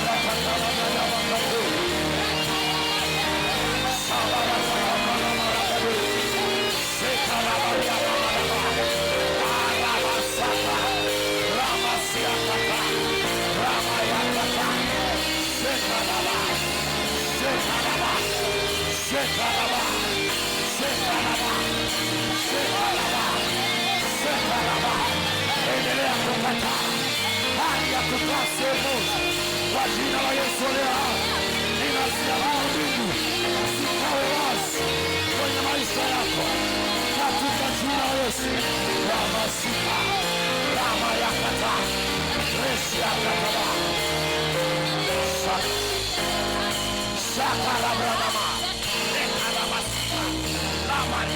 makus la pesaka aruta sekatai le maria sokata. Endelea kukataa. Tunazo dakika chache. Ramasika katika jina la Yesu. Ninakataa kukaa na kubaki sehemu moja katika jina la Yesu aliye hai. Ramasika le karanamai ramesha kaya aria maseka shata baka. Sema kwa kinywa chako katika jina la Yesu. Sema kwa imani katika jina la Yesu. Bwana, ninapokea neema ya kuendelea mbele. Ninapokea neema ya kuvuka mipaka. Ninapokea neema ya kufungua vifungo katika jina la Yesu. Katika jina la Yesu. Katika jina la Yesu. Katika jina la Yesu. Katika jina la Yesu. Katika jina la Yesu. Adui yeyote aliyenizuilia nisiendelee mbele, ninamwangusha kwa jina la Yesu aliye hai. Shangilie Bwana kama unamwamini. Shakarabana makosi. Shekarabakasia. Endelea kumshangilia Bwana. Shakarabakasia. Katika jina la Yesu, ongeza shangwe nyingi kwa Bwana. Katika jina la Yesu, ongeza kelele nyingi kwa Bwana. Isikie kanisa la watu wenye shukrani kumtukuza Bwana kwa maneno ya vinywa vyao katika jina la Yesu. Tunasema asante Bwana kwa kutuhurumia. Tunasema asante Bwana kwa kusema na sisi. Tunasema asante Bwana kwa kutubariki. Tunasema asante kwa kuliachilia neno lako lenye uwezo wa kusaidia maisha yetu, lenye uwezo wa kujaza maisha yetu, lenye uwezo wa kuponya na kufunua katika jina la Yesu. Katika jina lenye uwezo la Yesu. Katika jina la Yesu.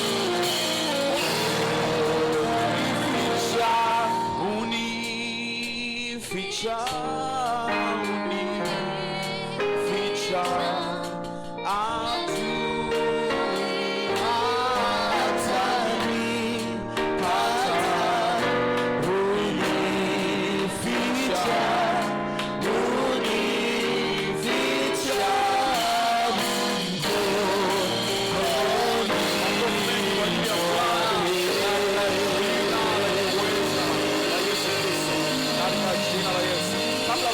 kabla bado sijakuruhusu ukae na tuendelee na mambo mengine. Kitabu cha Kumbukumbu la Torati sura ile ya pili, kwa haraka haraka. Kumbukumbu la Torati na sura ile ya pili. Ukipata sema amen tuweze kusoma katika jina la Yesu.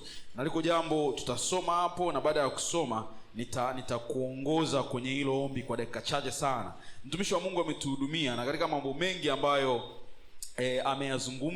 amezungumza kwa habari ya kusonga mbele. Moja ya kazi, nguvu ama sababu ya kupewa Roho Mtakatifu ni ile ili tuweze kuvuka mipaka.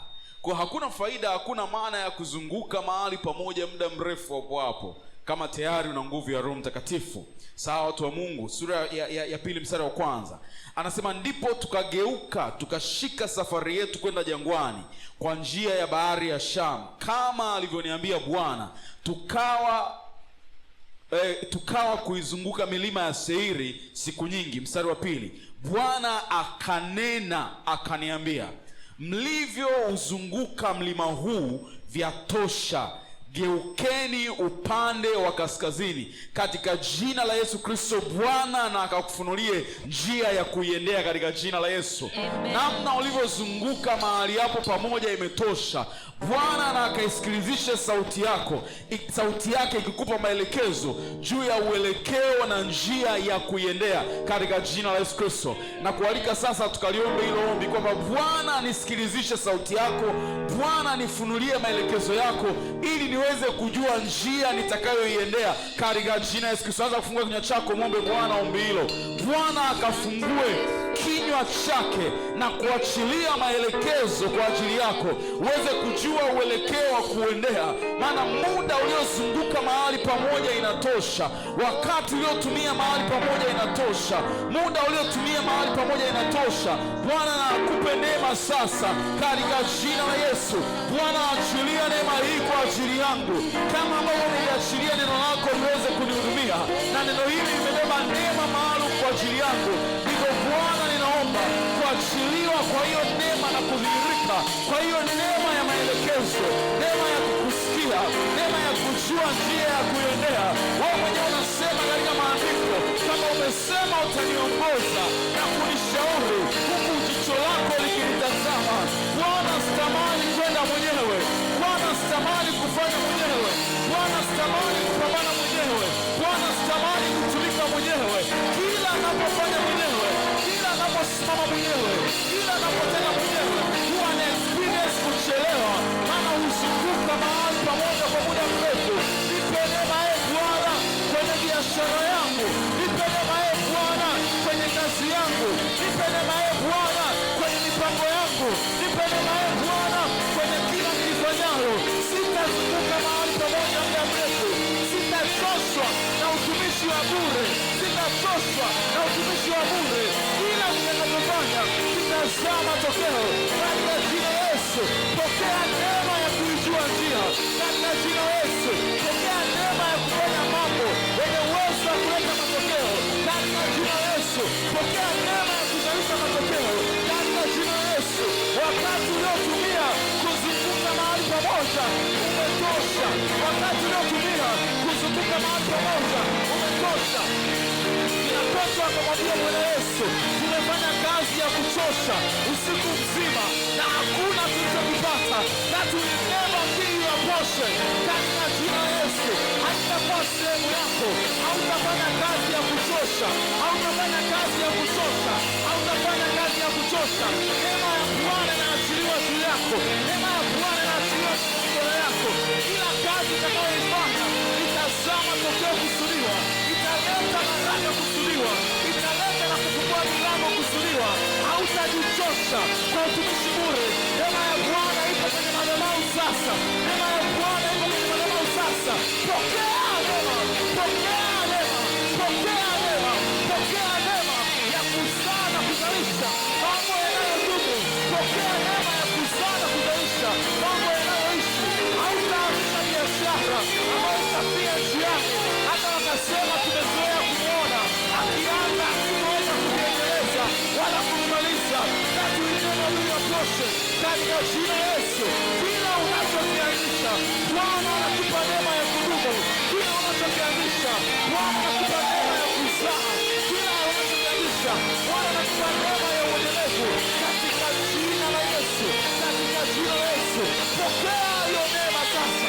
Pokea hiyo neema sasa katika jina la Yesu.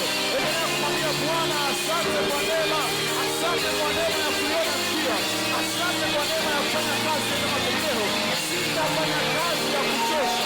Sitafanya kazi ya kuumiza. Sitafanya kazi inayogharimu bila matokeo katika jina la Yesu. Katika jina la Yesu. Katika jina lenye uweza la Yesu Kristo. Katika jina lenye uweza la Yesu Kristo. Katika jina la Yesu. Tukiwa katika hali hiyo ya maombi, nikupeleke sasa kwenye kitabu cha Wakorintho wa kwanza mara moja tukakiri jambo pale. Wakorintho wa kwanza sura ile ya 15. Na nitaomba tuanze kwenye ule mstari wa 9 sasa. Wakorintho wa kwanza sura ile ya 15. Fanyiki. Neema yako Bwana yanitosha. Neema yako Bwana yanitosha. Neema yako Bwana yanitosha. Neema yako Bwana yanitosha. Bwana, neema yako. Neema yako Bwana yanitosha. Yanitosha. Neema yako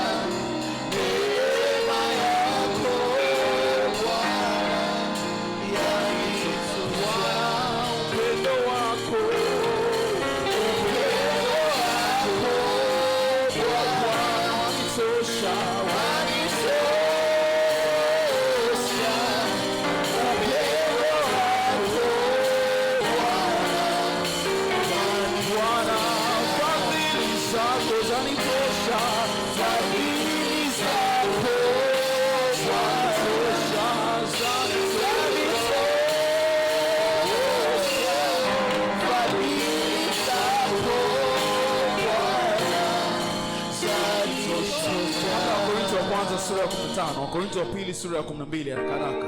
Wakorintho wa pili sura ya 12 kuanzia mstari wa 7. Anasema, na makusudi nisipate kujivuna kupita kiasi, kwa wingi wa mafunuo haya nalipewa mwiba katika mwili, mjumbe wa shetani, ili anipige nisije nikajivuna kupita kiasi. Mstari wa 8, kwa ajili ya kitu hicho nalimsihi Bwana mara 3 kwamba kinitoke, naye akaniambia, neema yangu ya kutosha, maana uweza wangu hutimilika katika udhaifu. Basi nitajisifia udhaifu wangu kwa furaha nyingi, ili uweza wa Kristo ukae juu yangu. Ili uweza wa Kristo ukae juu yangu. Moja kati ya maombi muhimu sana unatakiwa kujitrain kumwomba nayo Mungu ni uwezo wa kutambua neema aliyokupatia. Kila mmoja wetu hapa kuna eneo Mungu amekupa neema kuliko watu wengine wote. Kinachoua hata ile tabia ya shukrani ndani yetu sio kwa sababu Mungu hajafanya, ni kwa sababu tunazitamani neema walizonazo watu wengine na tunasahau kumtambua Mungu kwa neema alizotupatia. Yako mambo kuhusu wewe hayatakuja kubadilika, yataonekana na kutafsiriwa kama udhaifu, kama kushindwa, lakini ni katika mambo hayo ndio neema ya Mungu huwa inathibitika. Yaani neema haiwezi ikatukuzwa kama wewe umekamilika na unaweza kufanya kila kitu. Neema inadhihirika, inaonekana na kutukuzwa kwa sababu kuna eneo una udhaifu, lakini udhaifu wako haukuzuii katika kuendelea kuwa bora. Kwa kweli mtumishi wa Mungu Malili amezungumza vizuri. Hauna haja ya kuwa na kila kitu. Wewe unachohitaji ni neema ya Mungu tu. Paulo anamwomba Mungu, anasema ninahitaji, nina jambo linanisumbua. Na guess what? Angalia majibu ya Mungu. Mungu amwambia chukua ulichokiomba. Mungu anamwambia neema yangu ya kutosha. Lazima uwe na tabia, uwe na uwezo, uwe na misuli ya kuitambua neema ya Mungu hata nyakati ambazo ni kama Mungu hajajibu sawa na ulivyoomba. Lazima uwe na uwezo hata nyakati ambazo ni kama hajakupa ulichokiomba. Lazima kuna kitu kikubwa kuliko hitaji lako, na kitu hicho ni neema ya Mungu. Kuna watu wanahitaji kama lako na maisha yao yameharibika, lakini wewe una hilo hitaji na maisha yako yanasonga mbele. Nini? Neema ya Mungu. Neema ya Mungu.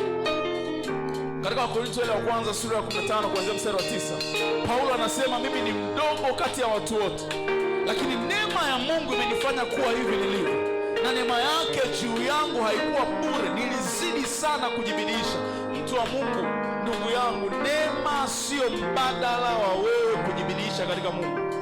Neema inatakiwa ikupe uhakika kwamba bidii yoyote unayoiweka katika Mungu itazaa matokeo. Kwamba una neema, usiache kujibidiisha.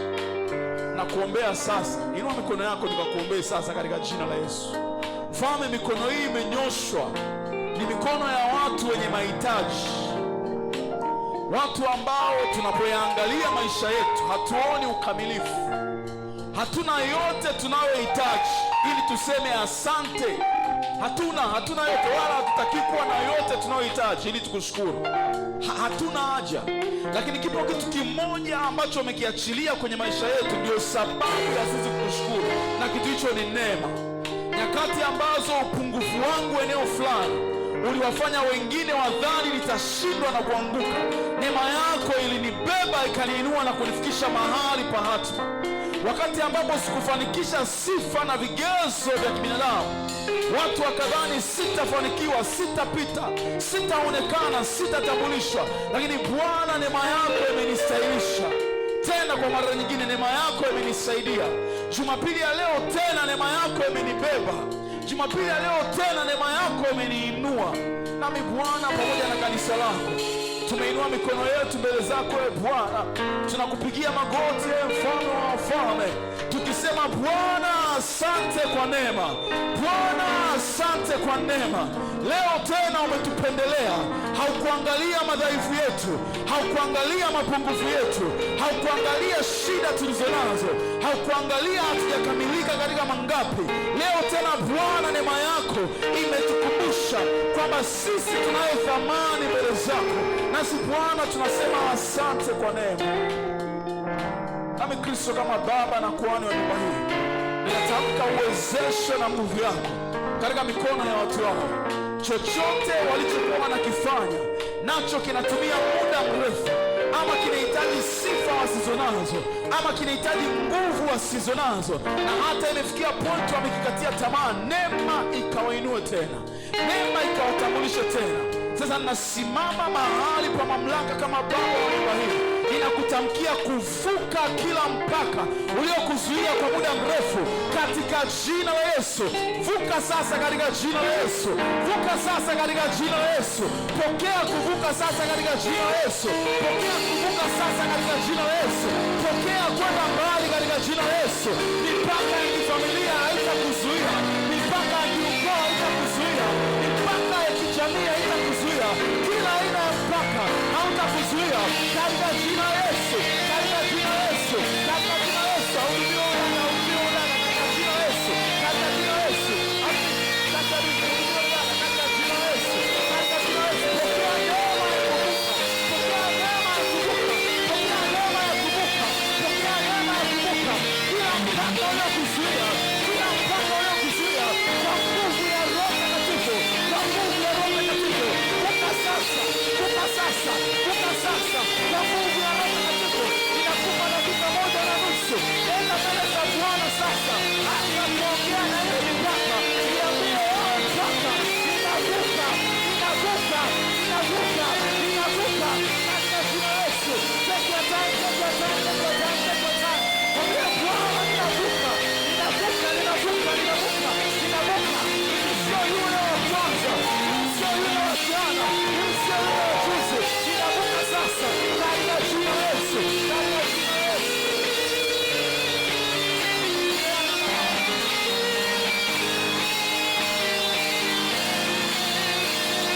Ninakutamkia kuvuka katika jina la Yesu. Ninakutamkia kuvuka katika jina la Yesu. Ninakutamkia kuvuka katika jina la Yesu. Jina lako likatajwe ndani ya mipaka na hata nje ya mipaka katika jina la Yesu. Bwana atakuinulia watu ndani ya mipaka na hata nje ya mipaka katika jina la Yesu. Bwana atakuinulia msaada wa kiungu ndani ya mipaka na hata nje ya mipaka. Kila mipaka ambayo tabia zimekuwekea, ninatamka kuvuka katika jina la Yesu. Ninatamka kuvuka katika jina la Yesu. Ninatamka kuvuka katika jina la Yesu.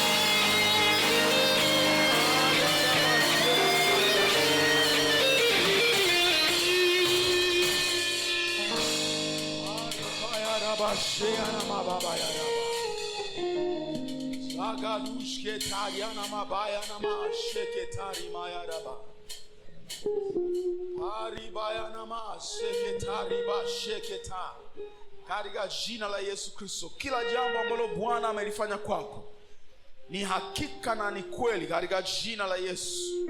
Tembea katika neema hiyo katika jina lenye uweza la Yesu Kristo, katika jina la Yesu Kristo. Na nyinyi ndugu zetu ambao mnatufuatilia online, pokeeni neema katika jina la Yesu. Pokeeni neema ya kuvuka, pokeeni neema ya kuwa bora, pokeeni neema ya kufanya kazi kubwa kwa nguvu ndogo katika jina la Yesu. Ile neema iliyokuwa juu ya Adam kabla ya anguko, kwamba alikuwa anafanya mambo, anagusa mara moja, madhihirisho zaidi ya mara moja, ikawe juu ya kanisa la Bwana katika jina la Yesu Kristo, katika jina la Yesu. Mshangilie Bwana wakati unakaa mahali ulipo katika jina la Yesu. Mungu awabariki sana kwa kweli. Imekuwa njema praise and worship.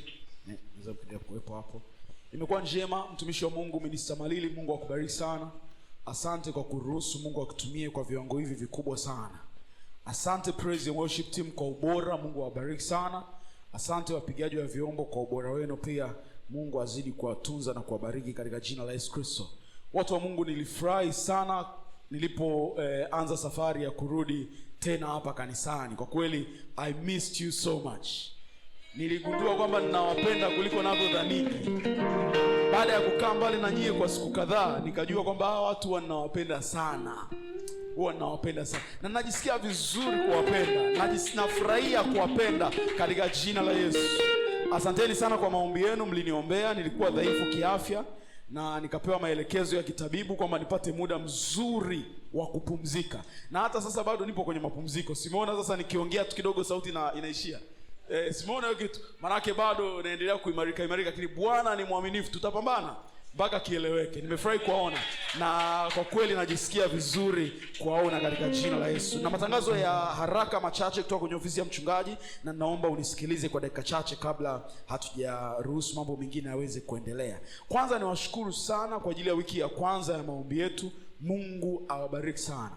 Mara zote ingawa nilikuwa mbali, nilikuwa katika mapumziko, lakini bado nilikuwa nafuatilia. Nilikuwa nasikiliza maombi, nilikuwa nasikiliza mafundisho, nilikuwa ninaomba pamoja na nyie pia. Kwa hiyo Mungu awabariki mno, na nilikuwa pia napata updates zote za mahudhurio. Kwa kweli tujipigie makofi kwa ajili ya hilo katika jina la Yesu. Mahudhurio yalikuwa mazuri mno, mazuri mno. Nadhani tulitoka siku ya kwanza kwenye namba 8 mpaka nadhani siku ya Alhamisi tulifika kwenye 20 hivi. Si ndivyo? Mahudhurio ni mazuri. Mahudhurio ni mazuri. Na ameongea vizuri Minister Malili. Kama uombi, itabidi tukuoji wewe unategemea nguvu gani, kwa sababu huu mji ni mgumu kuishi bila nguvu yoyote. Wewe ni mchawi wewe. Haiwezi kuwa wewe katika jina la Yesu. Kwa kama uombi, lazima kuna nguvu unaitegemea ambayo ni kinyume na nani? Na Mungu.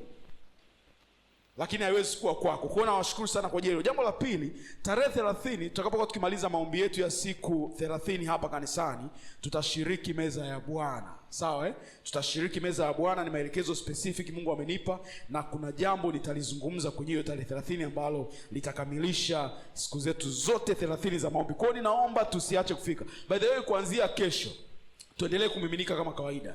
Iwe haina tofauti na ibada ya Jumapili. Iwe haina tofauti. Kwa kesho natarajia kuwaona. Jambo la tatu, tarehe 12 ya Julai tutakuwa na sikukuu ya watoto. Najua itatangazwa hapo. Tutakuwa tuna sikukuu ya watoto, na tutakuwa pia hiyo sikukuu ya watoto tutakuwa tuna ubarikio wa watoto. Kwa kama umepata mtoto ama kama una mtoto ambaye bado hakuwekwa wakfu madhabahuni, utamuona church admin dada Lulu atachukua jina lako, na tarehe 12 mwezi wa 7 tutafanya ibada maalum ya kuwaweka wakfu watoto wetu mbele za Mungu. Si ndivyo watu wa Mungu? Jambo la 4 haraka haraka. Na hapo. Mungu awabariki sana watoto. Jana waliofanya usafi wa kanisa ni watoto. Makofi kwa ajili yao. Mungu awabariki sana. Sasa nyie itabidi mnidai zawadi nyie. Nyie na zawadi yenu nyie. Nyie na zawadi yenu. Ila subiri nipone mpaka Jumapili ijayo. Lakini hapana, leo nina zawadi yenu katika jina la Yesu Kristo. Jambo la 4 haraka haraka. Jumapili ya kwanza ya mwezi wa 7 tutakuwa na sadaka ya shukrani, kwa sababu itakuwa tumesha mark nusu ya kwanza ya mwaka. Sawa watu wa Mungu Kwa sababu tayari tumeshaivuka nusu ya kwanza ya mwaka, tunaimaliza na kuianza nusu ya pili ya mwaka kwa shukrani. Kwa kila mmoja kwa vile Mungu alivyokutendea na kwa yale unayoona unaweza kumtolea Mungu kama sehemu ya shukrani, tutakuja mbele za Bwana kumtolea sadaka maalum ya shukrani. Na bahasha ziko hapa kwa Shemas, zipokee katika jina.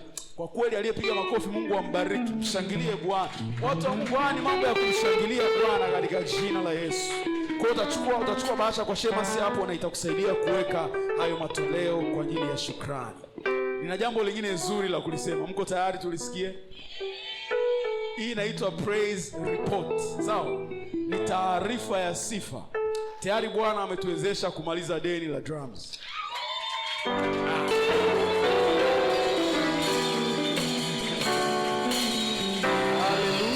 Haleluya. Sasa nisikilize vizuri hapa.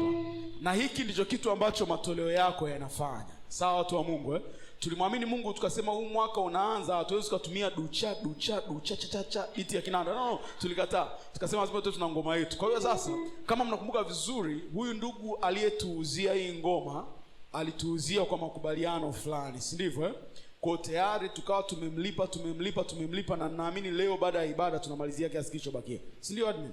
Tunamalizia. Kwa hiyo imeisha. Sisi na yeye tumemalizana naye. Yaani sasa hivi hata anaweza akapiga simu na nikapokea nikasema unasemaje? Unasema nini? Unataka Zamani nilikuwa ni unyenyekevu kidogo, mtumishi wa Mungu. Sasa hivi nasema ni nini ndugu yangu? Unasemaje? Sasa tumebakia bado na deni moja. Tunakumbuka tulikuwa tumechukua hii ngoma na tulikuwa tumechukua hela fulani mahali fulani kwa mtu hapa Dar, ndivyo Kwa hiyo sasa tumemalizana na huyu, bado tunamalizana na ile hela tuliyochukua mahali pengine. Ambayo imebaki shilingi ngapi? Utaniambia ukipata taarifa kamili. Ni hela kidogo pia ambayo hata mtu mmoja akikasirika sasa hivi, amekasirika, anaimaliza. Sasa 300,000 sio 400,000 sio 500,000 ni hela ya kusema kwamba Malili anaishindwa. Tai kubwa hivyo ushindwe nani? Kwa ukisikia umekasirika, wewe nione, niambie baba, nimeshakasirika sana, hela ni hii hapa. Hela ni hii hapa katika jina la Yesu Kristo. Hayo hiyo tunaimaliza katika jina la Yesu. Haraka haraka naomba vile vitabu nimalizie. Haraka tu. Haraka tu kabla sijakabisha kiongozi wa ibada na kusimamia matoleo. Haraka. Ni nani ambaye hana kitabu chochote kati ya hivi nilivyoviandika? Nani ambaye hana kitabu cha sauti ya upepo? Nani ambaye hana kitabu cha hatua 5 kuelekea kwa maovu ya kiroho? Vipo pale? Naomba na nyoka mwerevu. Haraka haraka watu wa Mungu. Nani ambaye bado hajachukua hichi kitabu? Sizungumzi kununua, nasema kuchukua kwanza. Kuna utaratibu ambao nadhani Shema ameuweka. Nani ambaye hana nyoka mwerevu kabisa? Okay, sawa. Nani ambaye hana hatua 5 kuelekea kwa maovu ya kiroho? Nani ambaye hana chochote kati ya hivi vitabu? Na usijisikie vibaya sasa eti wewe kuwa tu mimi si ni baba, sasa wewe tulia, usijali. Nani ambaye hana chochote kati ya hivi na hana uwezo wa kununua kwa sasa? Hana uwezo wa kununua kwa sasa. Ni hao wawili. Tuwape sauti ya upepo hao wawili, afu kanisa mwalipie katika jina la Yesu. Asante. Wengine ambao tuna uwezo wa kununua, tununue katika jina la Yesu. Hao ofisi ya mchungaji na walipia hivyo vitabu. Hao watu wawili na walipia. Kwa hiyo ofisi ya mchungaji mtaangalia mnalipa kwa namna gani, lakini wao wavipate tayari hivyo vitabu katika jina la Yesu Kristo. Napomaliza kabisa, naomba niombe kwa ajili ya watu ambao leo ni birthday yao. Minister Malili leo ni birthday yake, lakini pia kama wewe unatarajia kuwa na birthday mwezi huu wa 6, naomba nikuombee katika jina la Yesu. Wale ambao tunasherehekea birthday mwezi wa 6, mtumishi wa Mungu Cecil, wale ambao ilikuwa ni mwezi wa 5 na kupata nafasi ya kuomba, wale ambao tulisherehekea mwezi wa 5, wa mwezi wa 5 na mwezi wa 6, naomba niwaone hapa tuweze kumshukuru Mungu kwa ajili yenu. Mwezi wa 5 na mwezi wa 6, mwezi wa 5 na mwezi wa 6. Naomba niwatamkie neno la baraka katika jina la Yesu Kristo. Watu wa Mungu, tunyoshe mikono yetu mbele kwa ajili ya hawa watu. Mfalme, asante kwa maisha ya watu hawa. Uliwaleta duniani kwa kusudi, na kwa ule mfano wa Yeremia, na sisi tunasimama hapo kwamba kabla sijakuumba katika tumbo la mama nalikujua na nikakuandalia maisha. Wewe ni nabii wa mataifa, na ndivyo Bwana ulivyowajua na kuwaandalia watu hawa hatima na maisha. Nami Kristo pamoja na kanisa hili ninakubariki na kukushukuru kwa ajili ya uhai na maisha yao. Wanapogeuza majira na kuingia kwenye majira mengine, ninasimama mahali pa mamlaka ya kikuhani nikitamka kwamba majira na nyakati zao zitakuwa za baraka katika jina la Yesu Kristo. Watazaa matokeo ya kushikika, watafanya kazi zinazoonekana, watafanikiwa kwenye masomo wale ambao wanasoma, watafanikiwa kwenye kazi wale ambao Bwana umewaita katika maeneo mbalimbali ya kazi. Nami natamka balaa, laana, uchungu na kila aina ya uovu ambao adui amekusudia kwa ajili yao hautatajwa wala hautaonekana kwa ajili yao. Nasi tunakushangilia kwa sababu yao na tunawapongeza kwa neema nyingine ambayo umewapa katika jina lenye uwezo la Yesu Kristo. Mkaenende na kutembea katika neema ya Bwana katika jina la Yesu. Amen. Mshangilieni Bwana kwa ajili yao katika jina la Yesu. Basi mnaweza mkarudi kukaa huku, tunawaimbia happy birthday to you. Happy birthday to you. Happy birthday, happy birthday, happy birthday to you. Mungu abariki sana. Naomba uchukue matoleo yako sasa tukamtolee Bwana. Yesu, tunasema asante kwa neema ya kukutolea. Nasi Bwana tunainua mikono yetu mbele zako ili tuweze kukutolea kwa uaminifu ambao umeufanya na kuutenda kwenye maisha yetu katika jina la Yesu Kristo. Kila mkono ambao unakutolea mahali hapa umebarikiwa katika jina la Yesu. Kama kuna watu wana fungu la 10 au sadaka ya shukrani, pia sogeni mbele katika jina la Yesu. Sogeni mbele nyuma. Natamka baraka kwa ajili ya watu hao ambao wako na matoleo, fungu la 10, sadaka ya shukrani na matoleo mengine yote. Bwana ukawabariki na kufanya yaliyo haja ya mioyo yao katika jina la Yesu Kristo. Matoleo haya ambao wanayatoa kwa imani mbele zako. Kwa hiyo Bwana ukarudishe uaminifu kwenye maisha yao katika jina la Yesu Kristo. Nimewabariki kwa mamlaka ya jina la Mungu Baba, Mungu Mwana na Mungu Roho Mtakatifu. Amen. Mungu awabariki na mtolee Bwana katika jina la Yesu. Na nyinyi ambao mnatufuatilia online, kama unamtolea Mungu, namba yetu iko wazi hapo. Nitaomba mama utokee namba yetu hapo ili watu waweze kumtolea Mungu katika jina la Yesu Kristo. Si mara ya kwanza kunitoa katika magumu.